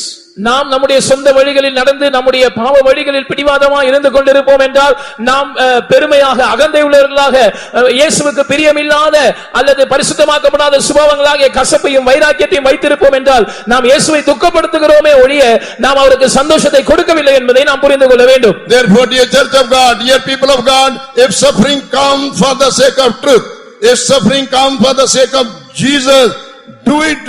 Go through joyfully because our suffering will be changed into glory. அருமையான சகோதரனே சகோதரியே, சத்தியத்தின் நிமித்தமாக பாடுகள் வரும் என்றால், இயேசுவின் நிமித்தமாக பாடுகள் வரும் என்றால், நீங்கள் சந்தோஷத்தோடு அதனூடாக கடந்து போங்கள். ஏனென்றால் அந்த பாடுகள் உங்களுக்கு மகிமையாக மாற்றப்படும். Our suffering will be changed into joy. Our suffering will be changed. Our sorrow will be changed into joy and glory. நம்முடைய பாடுகள் அது சந்தோஷமாக மகிமையாக மாற்றப்படும். நம்முடைய துக்கம் சந்தோஷமாக மகிமையாக மாற்றப்படும். Therefore, willingly we must be suffer. எனவே நாம் மனப்பூர்வமாக பாடுபட வேண்டும். Willingly we must be willing to crush ourselves to do the will of God. நாம் தேவ சித்தம் செய்யும்படியாக நொறுக்கப்படுவதற்கு மனமோ வந்தவர்களாய் நம்மை ஒப்புக் கொடுக்க வேண்டும். Our will should be crushed. நம்முடைய சுய சித்தம் அது நொறுக்கப்பட வேண்டும். Our self should be crushed. நம்முடைய சுயம் அது நொறுக்கப்பட வேண்டும். All our own ways should be crushed. நம்முடைய எல்லா சொந்த வழிகளும் நொறுக்கப்பட வேண்டும். And we should walk, willing to walk on the ways of God. நாம் தேவனுடைய வழிகளில் நடக்க மனமுவந்தவர்களாய் இருக்க வேண்டும். Come to the third point, to please God. தேவனை பிரியப்படுத்தும்படியாக நாம் செய்ய வேண்டிய மூன்றாவது விஷயத்துக்கு வருவோம். When we read Hebrews chapter 13, எபிரேயர் 13ஆம் அதிகாரத்தை நாம் படிக்கும்போது, Hebrews chapter 13 and verses 15 and 16 when we read, எபிரேயர் 13ஆம் அதிகாரம் 15, 16 ஆகிய வசனங்களை நாம் then we வாசிக்கும்போது, read in the third place, how can we please God so that this Jesus should be with us? இயேசு நம்மோடு இருக்கத்தக்கதாக நாம் எப்படி தேவனை பிரியப்படுத்துவது என்பதை குறித்த மூன்றாவது விஷயத்தை இங்கே நாம் படிக்கிறோம். When we offer sacrifice of praise, நாம் ஸ்தோத்திரம் என்கிற பலியை செலுத்தும்போது, when we offer the sacrifice of praise, then only we can please Jesus, says the word of God. நாம் ஸ்தோத்திர பலிகளை செலுத்தும் போதுதான் இயேசுவுக்கு நாம் பிரியமுள்ளவர்களாய் காணப்பட முடியும் என்று வேதவசனம் இங்கே சொல்லுகிறது. Read please 15 and 16, Hebrews chapter 13. எபிரேயர் 13ஆம் அதிகாரம் 15, 16 ஆகிய வசனங்களை நாம் வாசிப்போம். ஆகையால் அவருடைய நாமத்தை துதிக்கும் உதடுகளின் கனியாகிய ஸ்தோத்திர பலியை அவர் மூலமாய் எப்பொழுதும் தேவனுக்கு செலுத்த கடவோம். அன்றியும் நன்மை செய்யவும் தான தர்மம் பண்ணவும் மறவாதிருங்கள். இப்படிப்பட்ட பலிகளின் மேல் தேவன் பிரியமாய் இருக்கிறார். By him therefore let us offer the sacrifice of praise to God continually, that is the fruit of our lips, giving thanks to his name. But to do good and to communicate, forget not, for with such sacrifices God is well pleased. For with such sacrifices God is well pleased. இப்படிப்பட்ட பலிகளின் மேல் தேவன் பிரியமாய் இருக்கிறார். So dear brother and sister, when we will offer the sacrifice of praise, then only we can please Jesus. அருமையான சகோதரனே சகோதரியே, நாம் தேவனுக்கு ஸ்தோத்திர பலிகளை செலுத்தும் போதுதான் நாம் தேவனை பிரியப்படுத்துவர்களாய் இருப்போம். Praising God is also just like a sacrifice. தேவனை துதிப்பது ஸ்தோத்திரிப்பது என்பது ஒரு பலியை போல இருக்கிறது. What we see in the sacrifice? ஒரு பலியில் நாம் என்னத்தை பார்க்கிறோம்? When we bring any animal for sacrifice, ஒரு மிருகத்தை பலியிடுவதற்காக கொண்டு வரும்போது, that means that animal is meant for death. அந்த மிருகம் கொலைக்கு நியமிக்கப்பட்டிருக்கிறது என்பது அர்த்தம். Lamb is meant for death, for dying. அந்த ஆடு இப்ப கொலைக்கு நியமிக்கப்பட்டிருக்கிறது. So when we say the sacrifice of praise, நாம் ஸ்தோத்திர பலி என்று சொல்லும்போது, that means we should praise God for everything. நாம் எல்லாவற்றுக்காகவும் தேவனை ஸ்தோத்திரிக்க வேண்டும் என்பதே அர்த்தம். We should not only praise God and say God is good when everything goes smoothly in our life.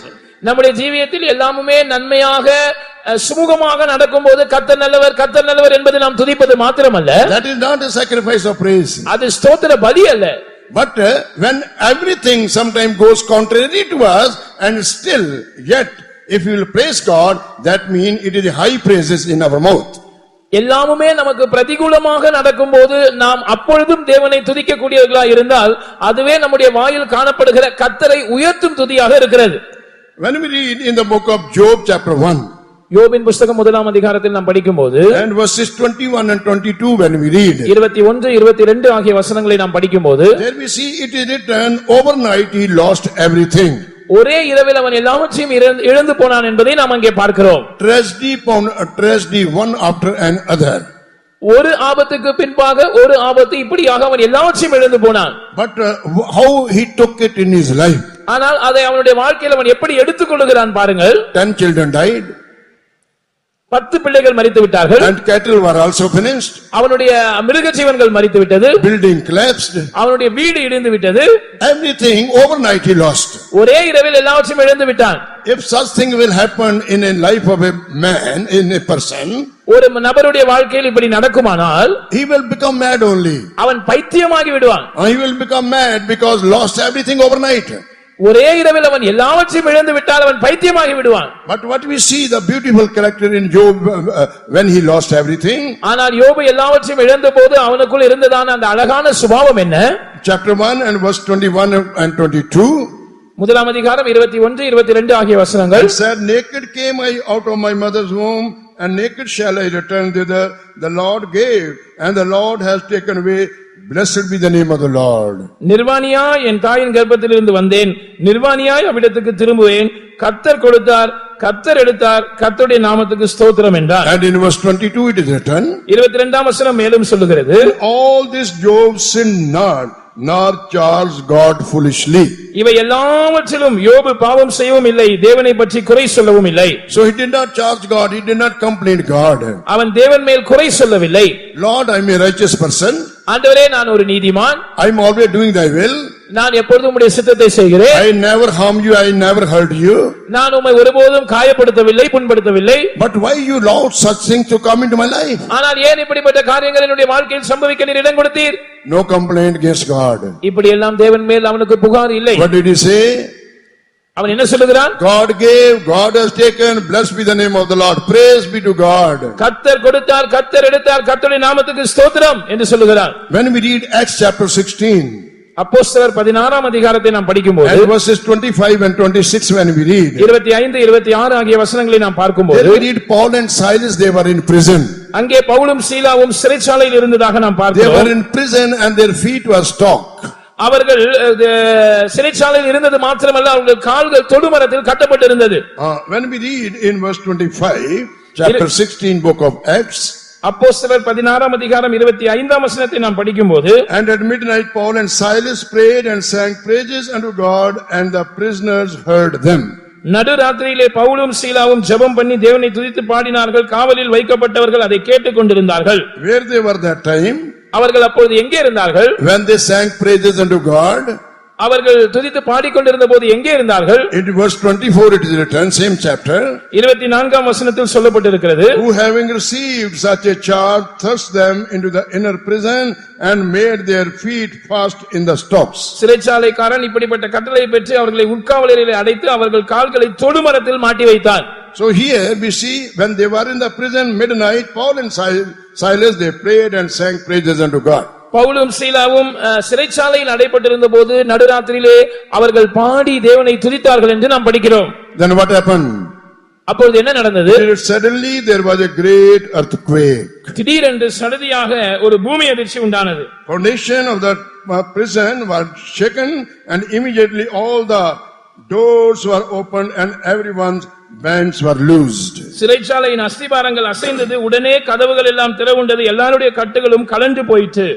Dear brother and sister, அருமையான சகோதரனே சகோதரியே, in the time of your suffering, when you will praise God, when you offer the sacrifice of praise, உங்களுடைய பாடுகளின் நேரத்தில் நீங்கள் தேவனை துதிக்கும் போது, ஸ்தோத்திர பலிகளை செலுத்தும் போது, when you praise God for everything, எல்லாவற்றிற்காகவும் நீங்கள் தேவனை ஸ்தோத்திரிக்கும் போது, perhaps you may be having some bindings into your life. ஒருவேளை உங்களுடைய ஜீவியத்தில் உங்களுக்கு ஏதாவது கட்டுகள் இருக்கலாம். You will be set free from your bindings. உங்களுடைய கட்டுகளிலிருந்து நீங்கள் விடுவிக்கப்படுவீர்கள். And also the doors will be opened for you. உங்களுக்காக கதவுகள் திறக்கப்படும். Perhaps at present some doors may be shut for you. ஒருவேளை இப்பொழுது சில கதவுகள் உங்களுக்கு அடைக்கப்பட்டிருக்கலாம். You might have knocked at the door to open. நீங்கள் அந்த கதவு திறக்கப்படும்படியாக அதை தட்டிக் கொண்டிருந்திருக்கலாம். But when you will start to praise God in the time of your suffering, ஆனால் உங்களுடைய பாடுகளின் நேரத்தில் நீங்கள் தேவனை துதிக்க ஆரம்பிக்கும் போது, the doors which are shut for you till today, it will be open for you tomorrow. இன்றைக்கு வரைக்கும் உங்களுக்காக அடைக்கப்பட்டிருந்த கதவு நாளைக்கு உங்களுக்காக திறக்கப்படும்.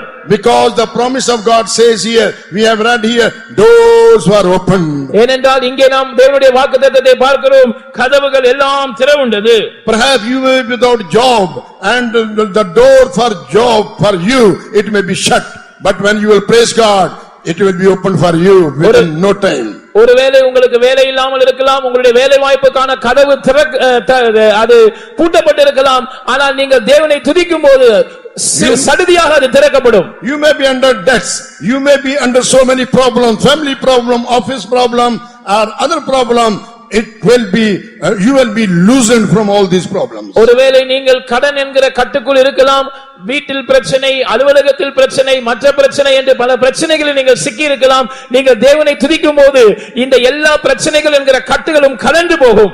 1 Thessalonians chapter 5 and verse 18 when we read. முதலாம் தெசலோனிக்கேயர் 5ஆம் அதிகாரம் 18ஆம் வசனத்தை நாம் படிக்கும்போது, 1 Thessalonians chapter 5 and verse 18. முதலாம் தெசலோனிக்கேயர் 5ஆம் அதிகாரம் 18ஆம் வசனம். What we read there? அங்கே நாம் என்ன படிக்கிறோம்? In everything give thanks, for this is the will of God in Christ Jesus concerning you, concerning us. எல்லாவற்றிலேயும் ஸ்தோத்திரம் செய்யுங்கள், இப்படி செய்வதே கிறிஸ்து இயேசுவுக்குள் உங்களை குறித்த தேவனுடைய சித்தமாய் இருக்கிறது. Glory be to God. தேவனுக்கு மகிமை In உண்டாகட்டும். everything, the word of God says, in everything, every believer, every son of God, in everything we must give thanks to the Lord, because it is the will of God concerning us. எல்லாவற்றிலேயும் ஸ்தோத்திரம் செய்யுங்கள் என்று இங்கே சொல்லப்பட்டிருக்கிறது. அதுதான் ஊழியக்காரர்கள் விசுவாசிகளாகிய நாம் எல்லாரையும் குறித்த தேவனுடைய சித்தமாய் இருக்கிறது. எல்லாவற்றிலும் நாம் ஸ்தோத்திரம் செய்ய வேண்டும். Start from today to praise God for everything in which God is taking you, and you will see a great deliverance தேவன் உங்களை கொண்டு in the போகிறதான next moment itself. தேவன் உங்களை கொண்டு போகிறதான எல்லா பாதைகளுக்காகவும் நீங்கள் தேவனுக்கு ஸ்தோத்திரம் செய்யும் பழக்கத்தை இன்றிலிருந்து ஏற்படுத்திக் கொள்ளுங்கள். தேவன் உங்களுடைய எல்லா கட்டுகளிலிருந்தும் அடுத்த க்ஷணமே உங்களை விடுவிக்கிறதை நீங்கள் பார்ப்பீர்கள். And when you will start to offer praises unto God, you will please God, and Jesus will be very close to you to help you in the time of your trouble, says the word of God. நீங்கள் அப்படி ஸ்தோத்திர பலிகளை செலுத்த ஆரம்பிக்கும் போது நீங்கள் தேவனை பிரியப்படுத்தக்கூடியவர்களாய் மாறுவீர்கள். இயேசு உங்களுக்கு மிகவும் நெருக்கமாய் இருப்பார் என்று கர்த்தருடைய வசனம் சொல்லுகிறது. Psalm 46 and verse 1, it is written, he is our refuge and strength, and very present help in the trouble. தேவன் நமக்கு அடைக்கலமும் பெலனும் ஆபத்து காலத்தில் அனுகூலமான துணையுமானவர் என்று சங்கீதம் 46:1 சொல்லுகிறது. Number 4, how we can please God. Now let us see the fourth point. நாம் எப்படி தேவனை பிரியப்படுத்த முடியும் என்பதை குறித்த நான்காவது விஷயத்தை இப்பொழுது நாம் பார்ப்போம். Hebrews chapter 11 and verse 6 when we read. எபிரேயர் 11ஆம் அதிகாரம் 6ஆம் வசனத்தை நாம் படிக்கும்போது, Hebrews chapter 11 and verse 6 it is written. எபிரேயர் 11ஆம் அதிகாரம் 6ஆம் வசனத்தில் இப்படி எழுதப்பட்டிருக்கிறது. How we read it? But without faith it is impossible to please him. விசுவாசம் இல்லாமல் தேவனுக்கு பிரியமாயிருப்பது கூடாத காரியம். Here we read, we see in this chapter the heroes of faith. இந்த அதிகாரத்தில் நாம் விசுவாச வீரர்களை பற்றி பார்க்கிறோம். Old Testament saints and the New Testament saints, some of them are also mentioned in this chapter. Their names are mentioned there. பழைய ஏற்பாட்டு பரிசுத்தவான்கள் சிலருடைய பெயர்களும் புதிய ஏற்பாட்டு பரிசுத்தவான்கள் சிலரும் இங்கே குறிப்பிடப்பட்டிருக்கிறார்கள் இந்த அதிகாரத்தில். But the testimony about them is that they pleased God. அவர்களை குறித்த பொதுவான சாட்சி என்னவென்றால் அவர்கள் தேவனை பிரியப்படுத்தினார்கள். How they could please God? அவர்களால் எப்படி தேவனை பிரியப்படுத்த முடிந்தது? Through their faith. தங்களுடைய விசுவாசத்தினால் அவர்கள் தேவனை பிரியப்படுத்தினார்கள். Nobody has seen God. தேவனை யாரும் கண்டதில்லை. Nobody has seen Jesus personally, those who are seated here. இங்கே உட்கார்ந்து இருக்கிற நம்மில் யாரும் இயேசுவை தனிப்பட்ட விதத்தில் கண்டதில்லை. But here still we see that God spoke to them, they walked with God and God also walked with them. ஆனால் இங்கே இவர்களை குறித்து சொல்லப்பட்டிருக்கிறது அவர்கள் தேவனோடு பேசினார்கள், தேவனோடு நடந்தார்கள், தேவனும் அவர்களோடு நடந்தார். Before I came in the ministry, நான் ஊழியத்துக்கு வருவதற்கு முன்பாக God spoke taking my name. தேவன் என்னுடைய பெயர் சொல்லி என்னோடு பேசினார். God spoke to me, called by my name. என்னுடைய பெயர் சொல்லி அழைத்து தேவன் என்னோடு பேசினார். Jesus called me and said, Eunice, get up and follow me. இயேசு என்னை அழைத்து, யூனிஸ் நீ எழுந்து என்னை பின்பற்றி வா என்று சொன்னார். My name is Eunice, so God called me by my name and said, early morning around 4 o'clock, Eunice, get up and follow me. அதிகாலை 4 மணிக்கு என்னுடைய பேர் யூனிஸா இருக்கிறது. தேவன் என்னை பார்த்து, யூனிஸ் நீ எழுந்து என்னை பின்பற்றி வா என்று சொன்னார். Not only one time God spoke to me by my name and called me, 3 times. ஒரு முறை மாத்திரமல்ல 3 முறை தேவன் என்னுடைய பெயர் சொல்லி அழைத்து என்னோடு பேசி என்னை அழைத்தார். I was in the faith home in Ludhiana, Punjab. நான் பஞ்சாபிலே லூதியானா என்கிற இடத்தில் விசுவாச வீட்டில் அப்பொழுது இருந்தேன். And 3 times God called me by my name. தேவன் 3 முறை என்னோடு பேசி என்னுடைய பெயர் சொல்லி என்னை அழைத்தார். Eunice, get up and follow me. Younis நீ எழுந்து என்னை பின்பற்றி வா. So therefore, dear brother and sister, எனவே அருமையான சகோதரனே சகோதரியே, we see here that when we will please God and walk with him, God will speak to us. நாம் தேவனை பிரியப்படுத்தி அவரோடு நடக்கும்போது தேவன் நம்மோடு பேசுவார் என்பதை நாம் இங்கே புரிந்து கொள்கிறோம். So these people we see in the chapter Hebrew chapter 11, many names are mentioned there and they are called the heroes of faith, and by faith they please God. இந்த எபிரேயர் 11ஆம் அதிகாரம் நெடுகிலும் பல நபர்களுடைய பெயர்கள் குறிப்பிடப்பட்டிருக்கிறது. அவர்கள் விசுவாசம் வீரர்களாய் இருந்தார்கள். அவர்களுடைய விசுவாசத்தினால் அவர்கள் தேவனை பிரியப்படுத்தக்கூடியவர்களாய் இருந்தார்கள். These all had one quality, says the word of God. இவர்கள் எல்லாருக்கும் ஒரு சுபாவம் இருந்தது என்று தேவனுடைய வார்த்தை சொல்லுகிறது. What was that one quality these all had? இவர்கள் எல்லாருக்கும் உண்டாயிருந்த அந்த ஒரு சுபாவம் என்ன? In the same chapter verse 13 it is written, these all died in faith. அதே அதிகாரம் 13ஆம் வசனம் சொல்லுகிறது இவர்கள் எல்லாரும் விசுவாசத்தோடு மரித்தார்கள். Hebrew chapter 11 and verse 13 it is written, these all died in faith. எபிரேயர் 11ஆம் அதிகாரம் 13ஆம் வசனத்தில் இவர்கள் எல்லாரும் விசுவாசத்தோடு அல்லது விசுவாசத்தில் மரித்தார்கள் என்று சொல்லப்பட்டிருக்கிறது. Brother and sister, we must keep faith in our lives so that we may please God. அருமையான சகோதர சகோதரிகளே, நாம் கர்த்தரை பிரியப்படுத்தும்படியாக நம்முடைய ஜீவியத்தில் விசுவாசத்தை காத்துக்கொள்ள வேண்டும். Faith it shows that though we have not seen God, yet we believe that there is a living God. விசுவாசம் எதற்கு நிழலாய் இருக்கிறது என்றால், தேவனை நாம் கண்டிராமல் இருந்தாலும் நாம் ஜீவனுள்ள தேவனை நம்புகிறோம் என்பதற்கு விசுவாசம் அடையாளமாய் இருக்கிறது. And when we say that by faith we should please God, விசுவாசத்தை கொண்டு தேவனை நாம் பிரியப்படுத்த வேண்டும் என்று சொல்லும்போது, another thing also connected with this faith. இந்த விசுவாசத்தோடு சம்பந்தப்பட்ட இன்னொரு காரியமும் இருக்கிறது. What is that? அது என்ன? That is love. அது அன்பாக இருக்கிறது. Faith and love goes together to please God. நாம் தேவனை பிரியப்படுத்த வேண்டுமானால் விசுவாசமும் அன்பும் இணைந்து செல்ல வேண்டும். When we will have faith on Jesus, when we will love him wholeheartedly, நாம் இயேசுவின் மேல் விசுவாசம் வைத்து நாம் அவரை முழு இதயத்தோடு நேசிக்கும்போது, then what we will get in the third place? மூன்றாவதாக நமக்கு என்ன கிடைக்கும்? Can you tell? உங்களால் சொல்ல முடியுமா? We will get hope. நமக்கு நம்பிக்கை உண்டாகும். Hallelujah. Hallelujah. Yes, when we will exercise faith and love, the third place, the product which we will get, that is hope. நாம் விசுவாசத்தையும் அன்பையும் பயிற்சி செய்யும்போது நமக்கு கிடைக்கக்கூடிய மூன்றாவது விஷயம் அது நம்பிக்கையாக இருக்கிறது. That's why in the epistle of 1 Corinthians chapter 13 it is written in the last verse. எனவே முதலாம் கொரிந்தியர் 13ஆம் அதிகாரத்தின் கடைசி வசனத்தில் இப்படி எழுதப்பட்டிருக்கிறது. Now the faith, love, hope abideth forever, and the greatest is the charity, greatest is the love. இப்பொழுது விசுவாசம், நம்பிக்கை, அன்பு இம்மூன்றும் நிலைத்திருக்கிறது. இவைகளில் அன்பே பெரியது. Glory be to God. தேவனுக்கு மகிமை உண்டாகட்டும். Brother and sister, our faith should be based upon three things. அருமையானவர்களே, நம்முடைய விசுவாசம் மூன்று காரியங்களின் மேல் அடிப்படையாக இருக்க வேண்டும். Then only we can please God. அப்பொழுதுதான் நாம் தேவனை பிரியப்படுத்த முடியும். When our faith will based upon three things, நம்முடைய விசுவாசம் மூன்று காரியங்களை அடிப்படையாய் கொண்டிருக்கும் போது, what are those three things? அந்த மூன்று காரியங்கள் என்ன? Number is our faith should based upon the word of God. முதலாவதாக நம்முடைய விசுவாசம் தேவனுடைய வசனத்தை ஆதாரமாய் கொண்டிருக்க வேண்டும். That's why centurion told to Jesus, Lord, you send the word, my servant will be healed. எனவேதான் நூற்றுக்கு அதிபதி கர்த்தராகிய இயேசுவை பார்த்து சொல்லுகிறான், கர்த்தாவே நீர் ஒரு வார்த்தை மாத்திரம் சொல்லும், என் வேலைக்காரன் சுத்தமாவார். So the centurion, he had faith upon the word of God. எனவே அந்த நூற்றுக்கு அதிபதி தேவனுடைய வார்த்தையின் மேல் விசுவாசம் உடையவனாய் இருந்தார். That's why he said, you send the word, Lord Jesus, you have no need to come into my house, my servant will be healed if you will tell. கர்த்தராகிய இயேசுவே, நீர் என்னுடைய வீட்டுக்கு வர வேண்டிய அவசியம் எல்லாம் இல்லை, நீர் ஒரே ஒரு வார்த்தை மாத்திரம் சொல்லும், என் வேலைக்காரன் சுத்தமாவான். Matthew chapter 8 and verse 8 it is written there. மத்தேயு 8ஆம் அதிகாரம் 8ஆம் வசனத்தில் அங்கே எழுதப்பட்டிருக்கிறது. Glory be to God. தேவனுக்கு மகிமை And the உண்டாகட்டும். second thing, இரண்டாவதாக our faith should be based on the promise of God. தேவனுடைய வாக்குத்தத்தத்தை அடிப்படையாக கொண்டதாக நம்முடைய விசுவாசம் இருக்க வேண்டும். God who has promised us, he will never fail. நமக்கு வாக்குத்தத்தம் பண்ணின தேவன் அவர் ஒருபோதும் தவற மாட்டார். What he has promised, he will fulfill that also. அவர் என்ன வாக்குத்தத்தம் செய்திருக்கிறாரோ அதை அவர் நிறைவேற்றுவார். He said, I am the Lord that healeth thee. அவர் நானே உன்னை குணமாக்குகிற உன் பரிகாரியாகிய கர்த்தர் என்று சொல்லி He இருக்கிறார். said, cast all your cares upon me because I careth for you. நான் உன்னை விசாரிக்கிறவர் ஆனபடியால் நீ உன் கவலைகளை எல்லாம் என் மேல் வைத்து விடு என்று அவர் சொல்லி He இருக்கிறார். promised us, I will bless your bread and water and take away all the sicknesses from you. அப்பத்தையும் தண்ணீரையும் ஆசீர்வதிப்பேன், வியாதியை உன்னிலிருந்து விலக்குவேன் என்று அவர் வாக்கு பண்ணியிருக்கிறார். I am the one who started a good work in you and I will perform it before I come. நானே உனக்குள் அந்த நற்கிரியை ஆரம்பித்திருக்கிறேன், நான் வருவதற்கு முன்பாக அந்த நற்கிரியை உனக்குள் நான் பூர்ணப்படுத்துவேன் என்று அவர் வாக்கு பண்ணியிருக்கிறார். You and I can change, but the promise of Jesus will never change. நீங்களும் நானும் மாறி போகலாம், ஆனால் இயேசுவின் வாக்குத்தத்தங்கள் ஒருபோதும் மாறாது. Word of God will never change. தேவனுடைய வார்த்தை மாறாது. Jesus said, heaven and earth will pass away, but my words will never pass away.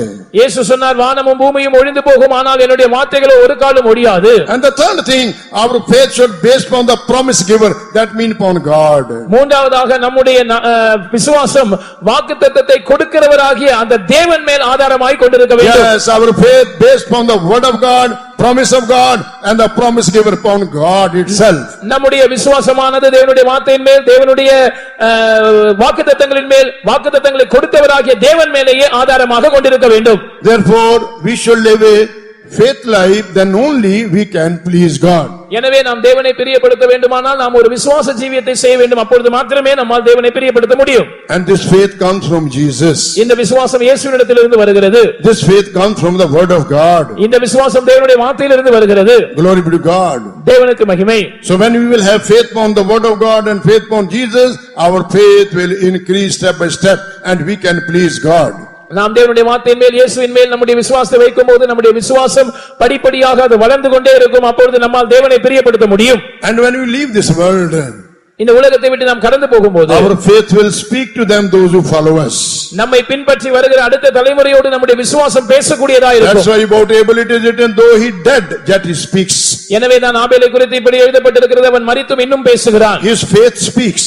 அவனுடைய விசுவாசம் பேசுகிறது. His divine character speaks after his death also. அவனுடைய திவ்ய சுபாவம் அவனுடைய மரணத்துக்கு பிற்பாடும் பேசுகிறது. So when we live a faith life and when we teach the good things about faith to our children, they will also be blessed.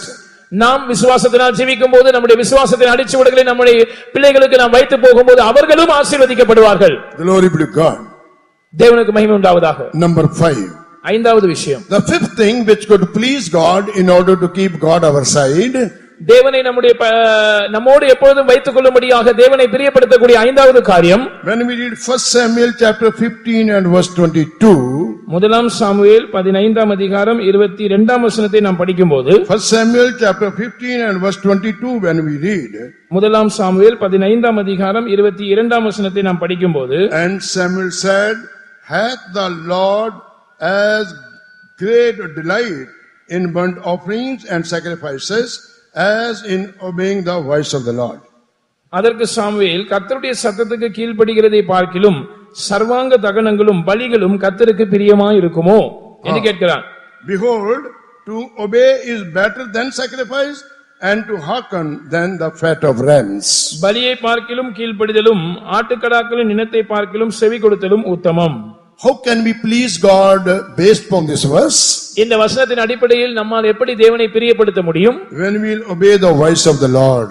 நாம் தேவனுடைய சத்தத்திற்கு கீழ்ப்படியும் போது, By obeying the voice of the Lord, then only we can please God. நாம் கர்த்தருடைய சத்தத்துக்கு கீழ்ப்படியும் போது மாத்திரமே நம்மால் தேவனை பிரியப்படுத்த முடியும். God told to Saul through Samuel that you go and kill all Amalekites. Samuel மூலமாக சவுலுக்கு தேவன் சொல்லுகிறார், நீ போய் அமலேக்கியரை முற்றிலும் சங்கரித்து விடு. But he killed the useless things. ஆனால் உபயோகம் இல்லாதவைகளை அவன் அழித்து போட்டான். He preserved the king of Amalek also, whose name was Agag. அமலேக்கியரின் ராஜாவாகிய ஆகாகை அவன் தப்பவிட்டான். And also he preserved the fatted sheep and goats. ஆனால் கொழுத்த ஆட்டுக்குட்டிகளை ஆட்டுக்கடாக்களை அவன் தப்புவித்து விட்டான். When Samuel came to meet him, what did he say? I obeyed the commandment of God. Samuel இவனை சந்திக்க வரும்போது இவன் என்ன சொல்லுகிறான்? நான் கர்த்தருடைய வார்த்தையை நிறைவேற்றினேன், அதுக்கு கீழ்ப்படிந்தேன் என்று சொல்லுகிறான். Then only Samuel told here to him, which we read in verse 22. அதற்கு பதிலாகத்தான் 22ஆம் வசனத்தில் நாம் வாசித்த காரியத்தை சாமுவேல் சவுலுக்கு சொல்லுகிறான். Has the Lord as great delight in burnt offering and sacrifices then to obey the voice of the Lord? கர்த்தருடைய சத்தத்துக்கு கீழ்ப்படிகிறதை பார்க்கிலும் சர்வாங்க தகனங்களும் பலிகளும் கர்த்தருக்கு பிரியமாய் இருக்குமோ? Therefore, dear brothers and sisters, எனவே அருமையான சகோதரனே சகோதரியே, what is the meaning of obeying his voice? அவருடைய சத்தத்துக்கு கீழ்ப்படிவதன் அர்த்தம் என்ன? Isaiah chapter 42 and verse 24, when we read, ஏசாயா 42ஆம் அதிகாரம் 24ஆம் வசனத்தை நாம் படிக்கும்போது, book of Isaiah chapter 42 and verse 24, when we read, ஏசாயா 42ஆம் அதிகாரம் 24ஆம் வசனம், what we read there? நாம் அங்கே என்ன படிக்கிறோம்? 42 chapter, படிங்க. யாக்கோபை சூறையிட்டு இஸ்ரவேலை கொள்ளைக்காரருக்கு ஒப்பு கொடுக்கிறவர் யார்? அவர்கள் பாவம் செய்து விரோதித்த கர்த்தர் அல்லவோ? அவருடைய வழிகளில் நடக்க மனதாயிராமலும் அவருடைய வேதத்துக்கு செவி கொடாமலும் போனார்களே. Who gave Jacob for a spoil and Israel to the robbers? Did not the Lord, he against whom we have sinned? For they would not walk in his ways, neither were they obedient unto his law. They would not walk in his ways, neither were they obedient unto his law. அவர்களுடைய வழிகளில் நடக்க மனதாயிராமலும் அவருடைய வேதத்துக்கு செவிகொடாமலும் போனார்களே. Neither they were obedient unto his law, it is written there. அவருடைய வேதத்துக்கு செவிகொடாமலும் போனார்களே என்று அங்கே எழுதப்பட்டிருக்கிறது. So obeying the voice of the Lord mean தேவனுடைய சத்தத்துக்கு கீழ்ப்படிவது என்றால் obedient unto his law. அவருடைய வேதத்துக்கு அல்லது அவருடைய பிரமாணத்துக்கு கீழ்ப்படிவது. When we meditate about this law, இந்த பிரமாணத்தை அல்லது வேதத்தை பற்றி நாம் சிந்திக்கும் போது, this law is nothing else but the doctrine. இந்த பிரமாணம் அல்லது வேதம் என்பது வேறெதுவும் அல்ல, அது உபதேசத்தை காட்டுகிறது. Apostle doctrine we should also obey wholeheartedly. அப்போஸ்தலருடைய உபதேசத்துக்கு நாம் முழு இருதயத்தோடும் கீழ்ப்படிய வேண்டும். Because Jesus has kept the apostle or the consecrated servants of God in the church, so that the church should obey their teaching and come unto perfection and please God. தேவனுடைய சபையானது அப்போஸ்தலருடைய உபதேசங்களுக்கு கீழ்ப்படிந்து தேவனுடைய பூரணத்துக்கு வளர்ந்தேறி தேவனை பிரியப்படுத்தக்கூடிய இடத்துக்கு வரும்படியாக அந்த அப்போஸ்தல உபதேசங்களை போதிக்கும்படியாக தான் தேவன் சபையில் அப்போஸ்தலர்களை அல்லது பிரதிஷ்டை பண்ணப்பட்ட ஊழியர்களை வைத்திருக்கிறார். That's why we see on the day of Pentecost, when the church was formed, we see they joined with the apostle doctrine and fellowship. எனவேதான் பெந்தெகோஸ்தே நாளில் சபையானது ஸ்தாபிக்கப்பட்ட அந்த நாளிலே அவர்கள் எல்லாரும் அப்போஸ்தலருடைய உபதேசத்திலும் அந்யோன்யத்திலும் இணைந்து கொண்டார்கள் என்று படிக்கிறோம். That we can see Acts chapter 2 and verse 42. அப்போஸ்தலர் 2ஆம் அதிகாரம் 42ஆம் வசனத்தில் நாம் அதை படிக்கிறோம். And they continued steadfastly in the apostle doctrine and fellowship. அவர்கள் எல்லாரும் அப்போஸ்தலருடைய உபதேசத்திலும் அந்யோன்யத்திலும் உறுதியாய் தரித்திருந்தார்கள். Glory be to God. தேவனுக்கு மகிமை. So by obeying the voice of God or being obedient to his law, then only we can please God. நாம் அவருடைய சத்தத்துக்கு கீழ்ப்படியும் போது அல்லது அவருடைய உபதேசமாகிய அவருடைய வேதத்துக்கு கீழ்ப்படியும் போது நாம் தேவனை பிரியப்படுத்த முடியும். Doctrine is very much needed in our lives in order to please God. நாம் தேவனை பிரியப்படுத்தும்படியாக உபதேசமானது நம்முடைய ஜீவியத்தில் மிகவும் அத்தியாவசியமாக தேவைப்படுகிறது. That's why we see God has kept 5 kinds of officers in the church so that church should be fed by these 5 officers in order to come to the maturity of Christ. சபையானது கிறிஸ்துவின் பூர்ணத்துக்கு கடந்து வரும்படியாக அவர்களை போஷிக்கும்படியாக 5 விதமான உபதேசகர்களை தேவன் சபையில் வைத்திருக்கிறதாக நாம் பார்க்கிறோம். So we must follow their teaching, their doctrine, then only we can please God. நாம் அவர்களுடைய உபதேசத்தை அவருடைய போதனைகளை பின்பற்ற வேண்டும் அல்லது கீழ்ப்படிய வேண்டும். அப்பொழுதுதான் நம்மால் தேவனை பிரியப்படுத்த முடியும். Hebrews 13th chapter and verse 17 when we read. எபிரேயர் 13ஆம் அதிகாரம் 17ஆம் வசனத்தை நாம் படிக்கும்போது 13th chapter and verse 17 what we read there. எபிரேயர் 13ஆம் அதிகாரம் 17ஆம் வசனத்தில் நாம் என்ன படிக்கிறோம்? It is written there, obey them that have the rule over you. உங்களை நடத்துகிறவர்களுக்கு நீங்கள் கீழ்ப்படிந்து அடங்குங்கள். Obey them that have the rule over you and submit yourself, for they watch for your souls as they that must give account, that they may do it with joy and not with grief, for that is unprofitable for you. உங்களை நடத்துகிறவர்கள் உங்கள் ஆத்துமாக்களுக்காக உத்தரவாதம் பண்ணுகிறவர்களாய் விழித்திருக்கிறவர்கள் ஆனபடியால் அவர்கள் துக்கத்தோட அல்ல சந்தோஷத்தோட அதை செய்யும்படி அவர்களுக்கு கீழ்ப்படிந்து அடங்குங்கள். அவர்கள் துக்கத்தோட அப்படி செய்தால் அது உங்களுக்கு பிரயோஜனமாய் இருக்க மாட்டாதே. Glory be to God. கர்த்தருக்கு மகிமை உண்டாகட்டும். Therefore, dear brothers and sisters, it is written, obey them that have the rule over you. That means your leaders are your apostle to whom God has kept in the church. உங்களை நடத்துகிறவர்களுக்கு நீங்கள் கீழ்ப்படிந்து அடங்குங்கள் என்று சொன்னால் உங்களுடைய நடத்திப்புக்காரர்களுக்கு அல்லது சபையில் தேவன் உங்களுக்காக நியமித்து வைத்திருக்கிற அப்போஸ்தலர்களுக்கு நீங்கள் கீழ்ப்படிந்து அடங்குங்கள் என்று அர்த்தம். But we have read about the children of Israel, Isaiah chapter 42 and verse 24, that neither they were obedient to his law. ஆனால் இஸ்ரவேல் புத்திரரை குறித்து ஏசாயா 42ஆம் அதிகாரம் 24ஆம் வசனத்தில் நாம் சற்று முன்பாக படித்தோம். அவருடைய வேதத்துக்கு அவர்கள் செவி கொடாமல் அதற்கு கீழ்ப்படியாமல் போனார்கள். Brother and sister, we should obey the doctrine which Christ has given to us and practice in our life so that we may please God. கிறிஸ்து நமக்கு கொடுத்திருக்கிறதான உபதேசத்தை நாம் பின்பற்றி நாம் அதற்கு கீழ்ப்படிந்து நம்முடைய ஜீவியத்தில் அதை பின்பற்றும் போது அப்பொழுது நாம் தேவனை பிரியப்படுத்தக்கூடியவர்களாய் இருப்போம். Life of separation is also one of the apostle doctrine. வேறுபாட்டின் ஜீவியமும் கூட அப்போஸ்தலருடைய உபதேசமாக இருக்கிறது. We should not live a mixed life in this world. இந்த உலகத்தில் நாம் ஒரு கலப்படமான ஜீவியத்தை செய்யக்கூடாது. Life of separation only can help us to keep close communion with Jesus. வேறுபாட்டின் ஜீவியம் மட்டுமே தேவனோடு இயேசுவோடு ஒரு நெருங்கிய தொடர்பை வைத்துக்கொள்ள நமக்கு உதவி செய்யக்கூடியதா இருக்கிறது. And also the truth of the divine healing is also one of the apostle doctrine. தெய்வீக சுகத்தின் சத்தியமும் கூட அப்போஸ்தலருடைய உபதேசத்தின் ஒரு பகுதியாக இருக்கிறது. Whether we may believe it or not, but the truth is the same, it cannot change. நாம் விசுவாசிக்கிறோமோ இல்லையோ சத்தியம் ஒன்றுதான், அது மாறாது. Glory be to God. தேவனுக்கு மகிமை. And also the victorious life is also the one of the apostle doctrine. ஜெய ஜீவியமும் கூட அப்போஸ்தலருடைய உபதேசத்தின் ஒரு பகுதியாக இருக்கிறது. So we must keep the commandments of God, or in other words, obey his voice, keep his doctrine into our life so that we may please Jesus and in turn he may be with us. நாம் தேவனுடைய கட்டளைகளுக்கு கீழ்ப்படிய வேண்டும். இல்லாவிட்டால் நாம் தேவனுடைய சத்தத்திற்கு அல்லது அவருடைய வேதத்துக்கு செவி கொடுத்ததற்கு கீழ்ப்படிய வேண்டும். அப்பொழுதுதான் நாம் தேவனை பிரியப்படுத்த முடியும். அவர் எப்பொழுதும் நம்மோடு கூட இருப்பார். If you have not taken water baptism, obey in waters of baptism. நீங்கள் தண்ணீர் ஞானஸ்நானம் எடுக்காத ஒரு நபராக இருந்தால் தண்ணீர் ஞானஸ்நான சத்தியத்துக்கு கீழ்ப்படியுங்கள். Because that is also the doctrine of apostles. அதுவும் அப்போஸ்தலருடைய உபதேசமாக இருக்கிறது. When you take water baptism, you become worthy to go to the kingdom of God. நீங்கள் தண்ணீர் ஞானஸ்நானம் எடுக்கும்போது நீங்கள் தேவனுடைய ராஜ்யத்துக்கு செல்ல தகுதியுள்ளவர்களாய் மாறுகிறீர்கள். Don't deny to take water baptism. நீங்கள் ஞானஸ்நானம் எடுக்க மறுதலிக்க வேண்டாம். Because it is the counsel of God. ஏனென்றால் அது தேவனுடைய ஆலோசனையாக இருக்கிறது. It is the counsel of God which could help us to please God. அது நாம் தேவனை பிரியப்படுத்த நமக்கு உதவி செய்கிற தேவனுடைய ஆலோசனையாக இருக்கிறது. That's why when Jesus took water baptism and came out from the water, heaven was opened and the Holy Spirit came upon him and voice came from heaven, this is my beloved son in whom I am well pleased. எனவேதான் இயேசு ஞானஸ்நானம் பெற்று ஜலத்திலிருந்து கரையேறின உடனே ஆவியானவர் புறாவை போல் ரூபம் கொண்டவர் மேல் இறங்குகிறார். வானத்திலிருந்து ஒரு சத்தம் உண்டாகி, இவர் என்னுடைய நேசகுமாரன், இவரில் பிரியமாய் இருக்கிறேன் என்கிற ஒரு சாட்சியம் உண்டானது. Let us keep all the doctrine of apostles in our lives and please God and get ready to meet him when he comes. நாம் எல்லாம் அப்போஸ்தல உபதேசங்களையும் நம்முடைய ஜீவியத்தில் கைக்கொண்டு அவைகளின்படி நடந்து தேவனை பிரியப்படுத்துவோமாக. கர்த்தர் வரும்போது அவரை சந்திக்க ஆயத்தப்படுவோமாக. Number 6. ஆறாவது விஷயம், To please God, what is the next thing which we should do?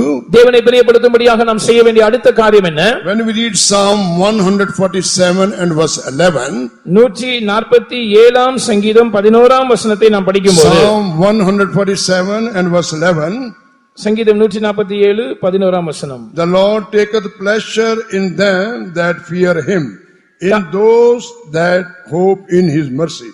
தமக்கு பயந்து தமது கிருபைக்கு காத்திருக்கிறவர்கள் மேல் கர்த்தர் பிரியமாயிருக்கிறார். In verse 10 it is written, he delighteth not in the strength of the house, he taketh not pleasure in the legs of a man. அவர் குதிரையின் பலத்தில் விருப்பமாயிரார், வீரனுடைய கால்களில் பிரியப்படார் என்று 10ஆம் வசனம் சொல்லுகிறது. But the Lord taketh pleasure in them that fear him. ஆனால் தமக்கு பயப்படுகிறவர்கள் மேல் கர்த்தர் பிரியமாயிருக்கிறார். So when we will fear God, then only we can please God. நாம் கர்த்தருக்கு பயப்படும் போது மாத்திரமே நம்மால் கர்த்தரை பிரியப்படுத்த முடியும். What is the meaning of fearing God? தேவனுக்கு பயப்படுவதின் அர்த்தம் என்ன? Fearing God is also connected with loving God. தேவனுக்கு பயப்படுவதும் கூட தேவனை நேசிப்பதோடு சம்பந்தமுடையதா இருக்கிறது. That's why when God told to Abraham, thy son Isaac whom thou lovest very much, offer him as a burnt sacrifice unto me. எனவேதான் ஆபிரகாமை பார்த்து கர்த்தர் இப்படி சொல்லுகிறார், நீ மிகவும் அதிகமாய் நேசிக்கிற உன்னுடைய ஒரே குமாரனாகிய ஈசாக்கை நீ எனக்கு பலியிடு. What did he do? Abraham என்ன செய்கிறார்? Immediately obeyed what God asked him to do. தேவன் என்ன சொன்னாரோ, என்ன செய்ய சொன்னாரோ அதற்கு அவன் உடனே கீழ்ப்படிந்தான். Then in verse 12, the same chapter, Genesis chapter 22, ஆதியாகமம் 22ஆம் அதிகாரம் 12ஆம் வசனத்தில் நாம் பார்க்கும்போது, we see here God when he saw his love towards him by offering his son Isaac, ஈசாக்காகிய தம்முடைய குமாரனை பலியிட ஒப்புக்கொடுக்க முன்வந்ததின் மூலம் ஆபிரகாம் தன்னை எவ்வளவாய் நேசிக்கிறான் என்பதை தேவன் கண்டபோது, and in the same chapter verse 12 God said, harm not thy son, now I know that thou fearest me. பிள்ளையாண்டானுக்கு நீ ஒரு தீங்கும் செய்யாதே, இப்பொழுது நீ தேவனுக்கு பயப்படுகிறவன் என்பதை நான் அறிந்திருக்கிறேன் என்று 12ஆம் வசனத்தில் அவர் சொல்லுகிறார். So fearing God means loving God also. எனவே தேவனுக்கு பயப்படுவது என்பது தேவனை நேசிப்பதையும் காட்டுகிறது. How we should love God?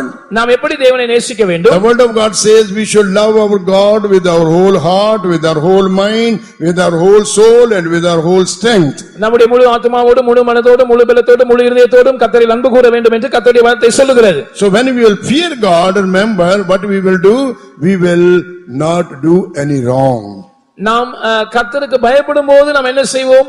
தேவனுக்கு பிரியமில்லாத எந்த தவறையும் நாம் செய்ய மாட்டோம். Fear God means depart from evil. தேவனுக்கு பயப்படுகிற பயம் என்பது தீமையை விட்டு விலகுவதாக இருக்கிறது. God cannot see any evil. தேவன் தீமையை பார்க்க மாட்டாதவர். His eyes are pure. அவருடைய கண்கள் தீமையை பார்க்க மாட்டாத சுத்த கண்கள். His eyes are like a flames of fire. அவருடைய கண்கள் அக்கினி ஜுவாலையை போன்ற கண்கள். He cannot see any evil with his eyes. அவரால் தம்முடைய கண்களை கொண்டு எந்த தீமையையும் பார்க்க முடியாது. So when we will fear God, we will depart from evil and we will please God. நாம் தேவனுக்கு பயப்படும் போது நாம் பொல்லாப்பை விட்டு விலகி தேவனை பிரியப்படுத்துகிறவர்களா இருப்போம். Then God's eyes will be upon us.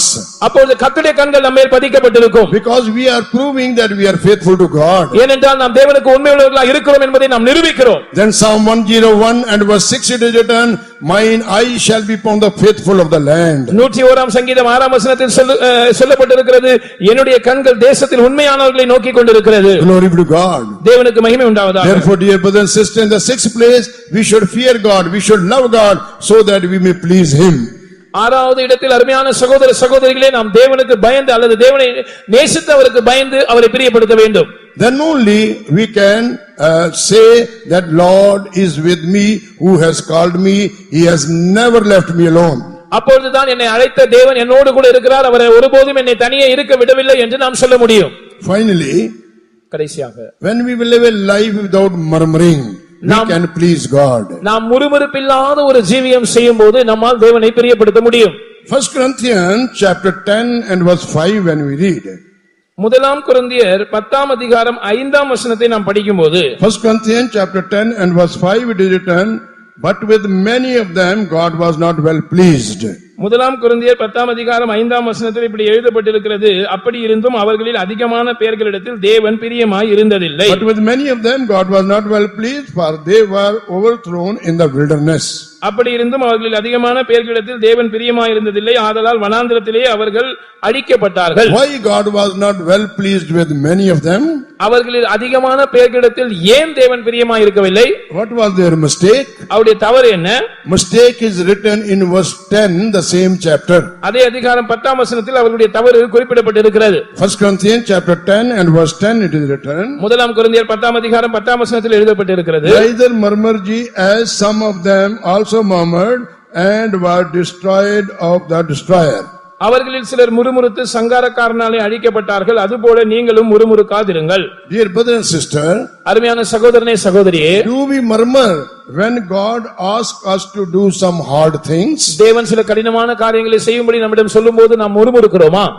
If we are murmur at the time of obeying God when he asks us to do hard things, தேவன் கடினமான காரியங்களை செய்யும்படி நம்மை பணிக்கும்போது நாம் கீழ்ப்படியாமல் அவருக்கு விரோதமாக முறுமுறுத்திருப்போமானால், understand we are not pleasing God. நாம் தேவனை பிரியப்படுத்தவில்லை என்பதை நாம் புரிந்து கொள்ள வேண்டும். I will give you two examples. One person, he pleased God, he murmured, and other person we see, he did not murmur and thereby he pleased God.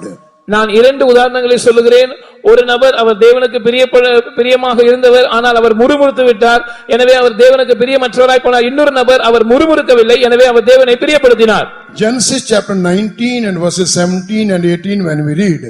ஆதியாகமம் 19ஆம் அதிகாரம் 17 18 வசனங்களை படிக்கும்போது, Genesis chapter 19 and verses 17 and 18 when we read. ஆதியாகமம் 19 17 18 வசனங்களை நாம் படிக்கும்போது, What we read there, அங்கே நாம் என்ன படிக்கிறோம்? we see that the angel told or God told to Lord, to escape your life you go to the mountain. அங்கே லோத்தை பார்த்து தூதன் அல்லது ஆண்டவர் சொல்லுகிறார், உன்னுடைய ஜீவன் தப்ப நீ மலைக்கு ஓடிப்போ. In 17th verse it is written, and it came to pass when they had brought them forth abroad that he said, escape for thy life, look not behind thee, neither stay thou in all the plain, escape to the mountain, lest thou be consumed.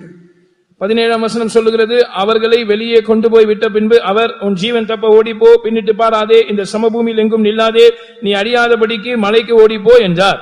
But in 18th verse what Lord said? ஆனால் 18ஆம் வசனத்தில் லோத் என்ன சொல்லுகிறான்? Lord said unto them, oh not so my Lord. அதற்கு லோத், அப்படியல்ல ஆண்டவரே என்று சொல்லுகிறான். He want to stay in the plain. அவன் சமபூமியிலேயே இருக்க விரும்பினான். Many people they don't want to go to the hardships.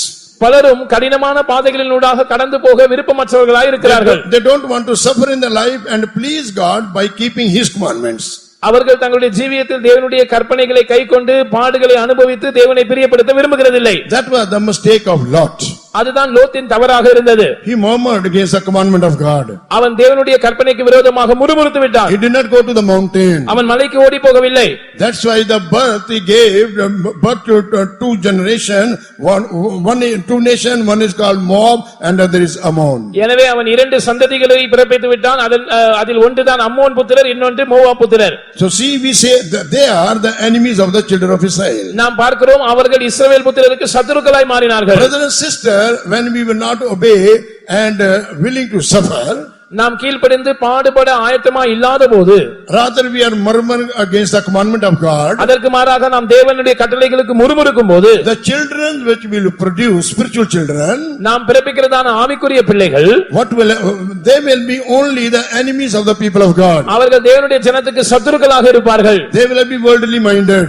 அவர்கள் பூமிக்குரிய சிந்தை உள்ளவர்களாய் இருப்பார்கள். They will not do the whole and perfect will of God. அவர்கள் தேவனுடைய முழுமையான பரிபூர்ணமான சித்தத்தை செய்யாதவர்களாய் இருப்பார்கள். About Moab it is told he is full of pride. மோவாபை குறித்து சொல்லப்பட்டிருக்கிறது, அவன் மெத்த பெருமைக்காரன். Ammon we can take as the world and the worldliness. அம்மோனை நாம் உலகத்துக்கும் லௌகிகத்துக்கும் அடையாளமாக சொல்லலாம். So Lot murmured. லோத்து முறுமுறுத்து விட்டார். But come to the second person. இரண்டாவது நபருக்கு நான் வருகிறேன். We see Abraham. ஆபிரகாமை குறித்து நாம் படிக்கிறோம். When we read Genesis chapter 22. ஆதியாகமம் 22ஆம் அதிகாரத்தை நாம் படிக்கும்போது And verses 1 to 3 when we read. முதல் 3 வசனங்களை நாம் படிக்கும்போது Then we see God told to Abraham that take thy son Isaac and go to one of the mountains which I will show you.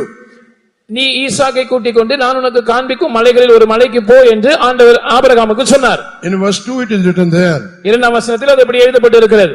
Bring him for a burnt offering upon one of the mountains which I tell thee of. நான் உனக்கு குறிக்கும் மலைகளில் ஒன்றின் மேல் நீ அவனை தகனபலியாக பலியிடு என்று கர்த்தர் சொல்லுகிறார். What he did? அவன் என்ன செய்தான்? In verse 3 it is written Abraham rose up early in the morning. மூன்றாம் வசனத்தில் எழுதப்பட்டிருக்கிறது ஆபிரகாம் அதிகாலையில் எழுந்தான். Glory be to God.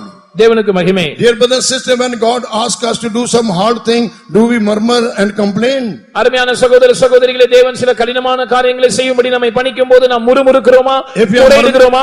If we are murmuring and complaining and not fully submitting to the commandment of God, we are like a Lot, not like a Abraham.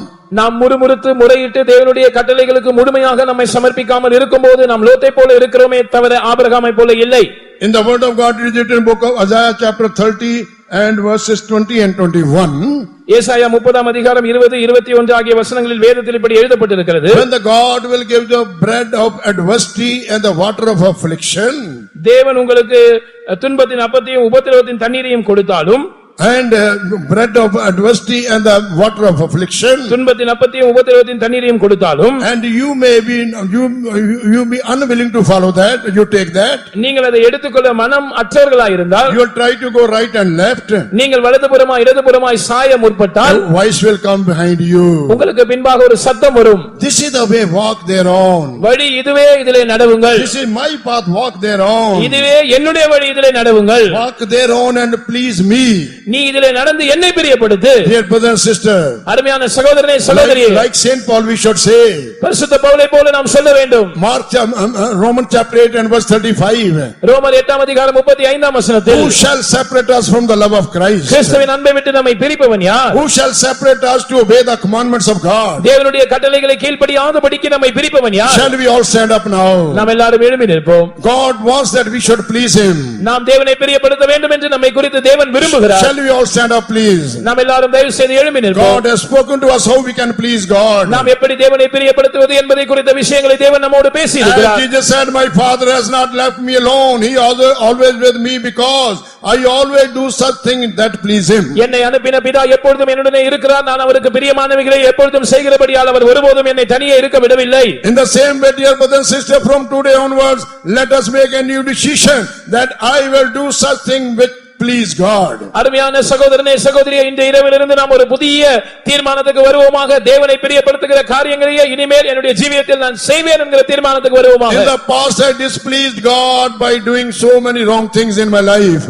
கடந்த நாட்களில் என்னுடைய ஜீவியத்தில் பல தவறான காரியங்களில் ஈடுபட்டதன் மூலமாக நான் தேவனை பிரியப்படுத்தவில்லை. But hereafter, after this convention, ஆனால் இதற்கு பிற்பாடு, இந்த கன்வென்ஷனுக்கு பிற்பாடு, even from tonight itself, after this night, இன்றைக்கு இரவிலிருந்து இதற்கு பிற்பாடு, tonight itself, இன்றிலிருந்து I will live a life to pleasing unto God. நான் தேவனுக்கு பிரியமாய் இருக்கிற ஒரு ஜீவியத்தை செய்வேன்.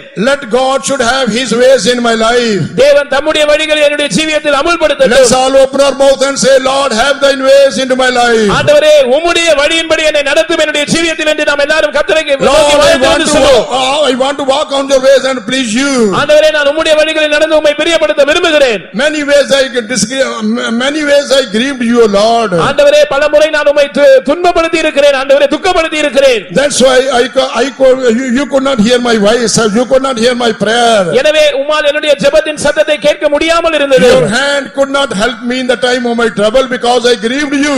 நான் உம்மை துக்கப்படுத்தினபடியால் உம்முடைய கரம் என்னுடைய துன்பத்தின் உபத்திரவத்தின் நேரத்தில் எனக்கு உதவி செய்ய கூடாமல் போனது. But now, Lord, I humble myself before thy word. ஆனால் இப்பொழுது உம்முடைய வார்த்தைக்கு முன்பாக நான் என்னை தாழ்த்துகிறேன். ஆண்டவரே, I humble myself before thy counsel which you have given me tonight. இன்றைக்கு நீர் எனக்கு தந்திருக்கிறதான ஆலோசனைக்கு முன்பாக நான் என்னை தாழ்த்துகிறேன். Surrender yourself. உங்களை ஒப்புக்கொடுங்கள். Open your heart and surrender yourself. உங்களுடைய இருதயத்தை திறந்து ஒப்புக்கொடுங்கள். Lord Jesus, give me a new life. கர்த்தாவே இயேசுவே எனக்கு ஒரு புதிய இருதயத்தை தாரும், புதிய வாழ்க்கையை தாரும். Give me grace to live a life pleasing unto you. நான் உமக்கு பிரியமான ஒரு ஜீவியத்தை செய்யும்படியாக எனக்கு கிருபையை தாரும். Open your mouth and make a new decision. உங்களுடைய வாயை திறந்து ஒரு புதிய தீர்மானத்தை எடுங்கள். Lord, I will not go after other things that displease you, but I will follow you. ஆண்டவரே உம்மை துக்கப்படுத்துகிற எந்த காரியங்களுக்கு பின்பாகவும் நான் போக மாட்டேன், மாறாக நான் உம்மை பிரியப்படுத்துவேன். My disobedience, my pride, my anger, my jealousy, my bitterness only displease you, O Lord. என்னுடைய கீழ்ப்படியாமை, என்னுடைய பெருமை, என்னுடைய அகந்தை, என்னுடைய கசப்புகள், என்னுடைய கோபம், இவைகள் தான் உம்மை பிரியப்படுத்தாமல் துக்கப்படுத்திக் கொண்டிருந்தது. ஆண்டவரே now I put it on the altar. ஆனால் இப்பொழுது நான் அதை பலிபீடத்தின் மேல் Lord, வைக்கிறேன். send the heavenly fire and burn everything from my life, O Lord. கர்த்தாவே பரலோகத்தின் அக்கினியை அனுப்பி என்னுடைய ஜீவியத்தில் இருக்கிற எல்லாவற்றையும் சுட்டெரித்து விடு. Tell your shortcoming to the Lord whereby you have grieved the heart of God. நீங்க தேவனுடைய இருதயத்தை துக்கப்படுத்துவதற்கு காரணமாக இருந்த உங்கள் குறைகளை கர்த்தரிடம் சொல்லுங்கள். And right now the mighty anointing will come upon us and consume all the unsanctified nature from us. இப்பொழுதே ஒரு வல்லமையான அபிஷேகம் நம்ம மேல் இறங்கி வந்து நம்முடைய எல்லா பரிசுத்தமாக்கப்படாத சுபாவங்களையும் நம்மை விட்டு சுட்டெரித்து போடும். If you believe, you shall see the glory of God. நீங்கள் விசுவாசித்தால் தேவனுடைய மகிமையை காண்பீர்கள். What is hard, impossible for you, that is possible with our Jesus. உங்களால் கூடாதது நம்முடைய இயேசுவால் கூடும். Fully surrender and get the deliverance. நீங்கள் முழுமையாக உங்களை ஒப்படைத்து விடுதலை பெற்றுக் கொள்ளுங்கள். Get ready to stay with Jesus in eternity forever and ever. நித்தியத்தில் இயேசுவோடு என்றென்றைக்குமாக இருக்கும்படியாக ஆயத்தமாகுங்கள். Let us do such things which please him to remain with him in eternity. நித்தியத்தில் நாம் அவரோடு இருக்கும்படியாக அவருக்கு பிரியமானவைகளையே நாம் எப்பொழுதும் செய்வோமாக. With boldness like Jesus we should also say. இயேசுவை போல நாமும் தைரியமாய் சொல்ல வேண்டும். My Jesus is with me. என்னுடைய இயேசு என்னோடு கூட இருக்கிறார். What Saint Paul told. பரிசுத்த பவுல் என்ன சொன்னார்? I have fought a good fight.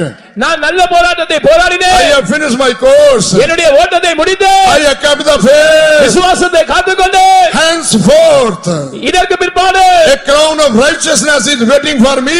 நீதியின் கிரீடம் எனக்காய் வைக்கப்பட்டிருக்கிறது. My Jesus will give me the crown of righteousness. என்னுடைய இயேசு அந்த நீதியின் கிரீடத்தை எனக்கு தருவார். Not only to me but to them all those who love his appearing. எனக்கு மாத்திரமல்ல அவருடைய பிரசன்னமாகுதலை விரும்புகிற யாருக்கும் தருவார். Make Jesus your own God. இயேசுவை உங்களுடைய சொந்த தேவனாய் வைத்துக் கொள்ளுங்கள். Say Jesus you are my God. இயேசுவே நீர் என்னுடைய தேவன் என்று சொல்லுங்கள். Lord accept me. தேவனே என்னை அங்கீகரியும். Lord sanctify me, O Lord. தேவனே என்னை பரிசுத்தமாக்கும். Keep me very close to you. என்னை உமக்கு மிகவும் நெருக்கமாக வைத்துக் கொள்ளும். I want to be seen always in thy presence. நான் எப்பொழுதும் உம்முடைய சமூகத்தில் உம்மோடு காணப்பட Open விரும்புகிறேன். your heart and tell to the Lord. உம்முடைய இருதயத்தை திறந்து கர்த்தரிடத்தில் அதை சொல்லுங்கள். Keep Jesus with you, make Jesus your God and leave this place. நீங்கள் இயேசுவை உங்களோடு வைத்துக் கொண்டு உங்களுடைய தேவனாக வைத்துக் கொண்டு இந்த இடத்தை விட்டு கடந்து செல்லுங்கள். Open your heart, open your heart. உங்களுடைய இருதயத்தை திறவுங்கள், திறவுங்கள். Fully surrender to the word of God. தேவனுடைய வார்த்தைக்கு முழுமையாக உங்களை ஒப்புக்கொடுங்கள். Receive the power. தேவனுடைய வல்லமையை பெற்றுக்கொள்ளுங்கள். Receive the anointing now. அபிஷேகம் இறங்கிக் கொண்டிருக்கிறது. And that anointing will help you to live a life pleasing unto God in future. அந்த அபிஷேகமானது வருங்காலத்தில் தேவ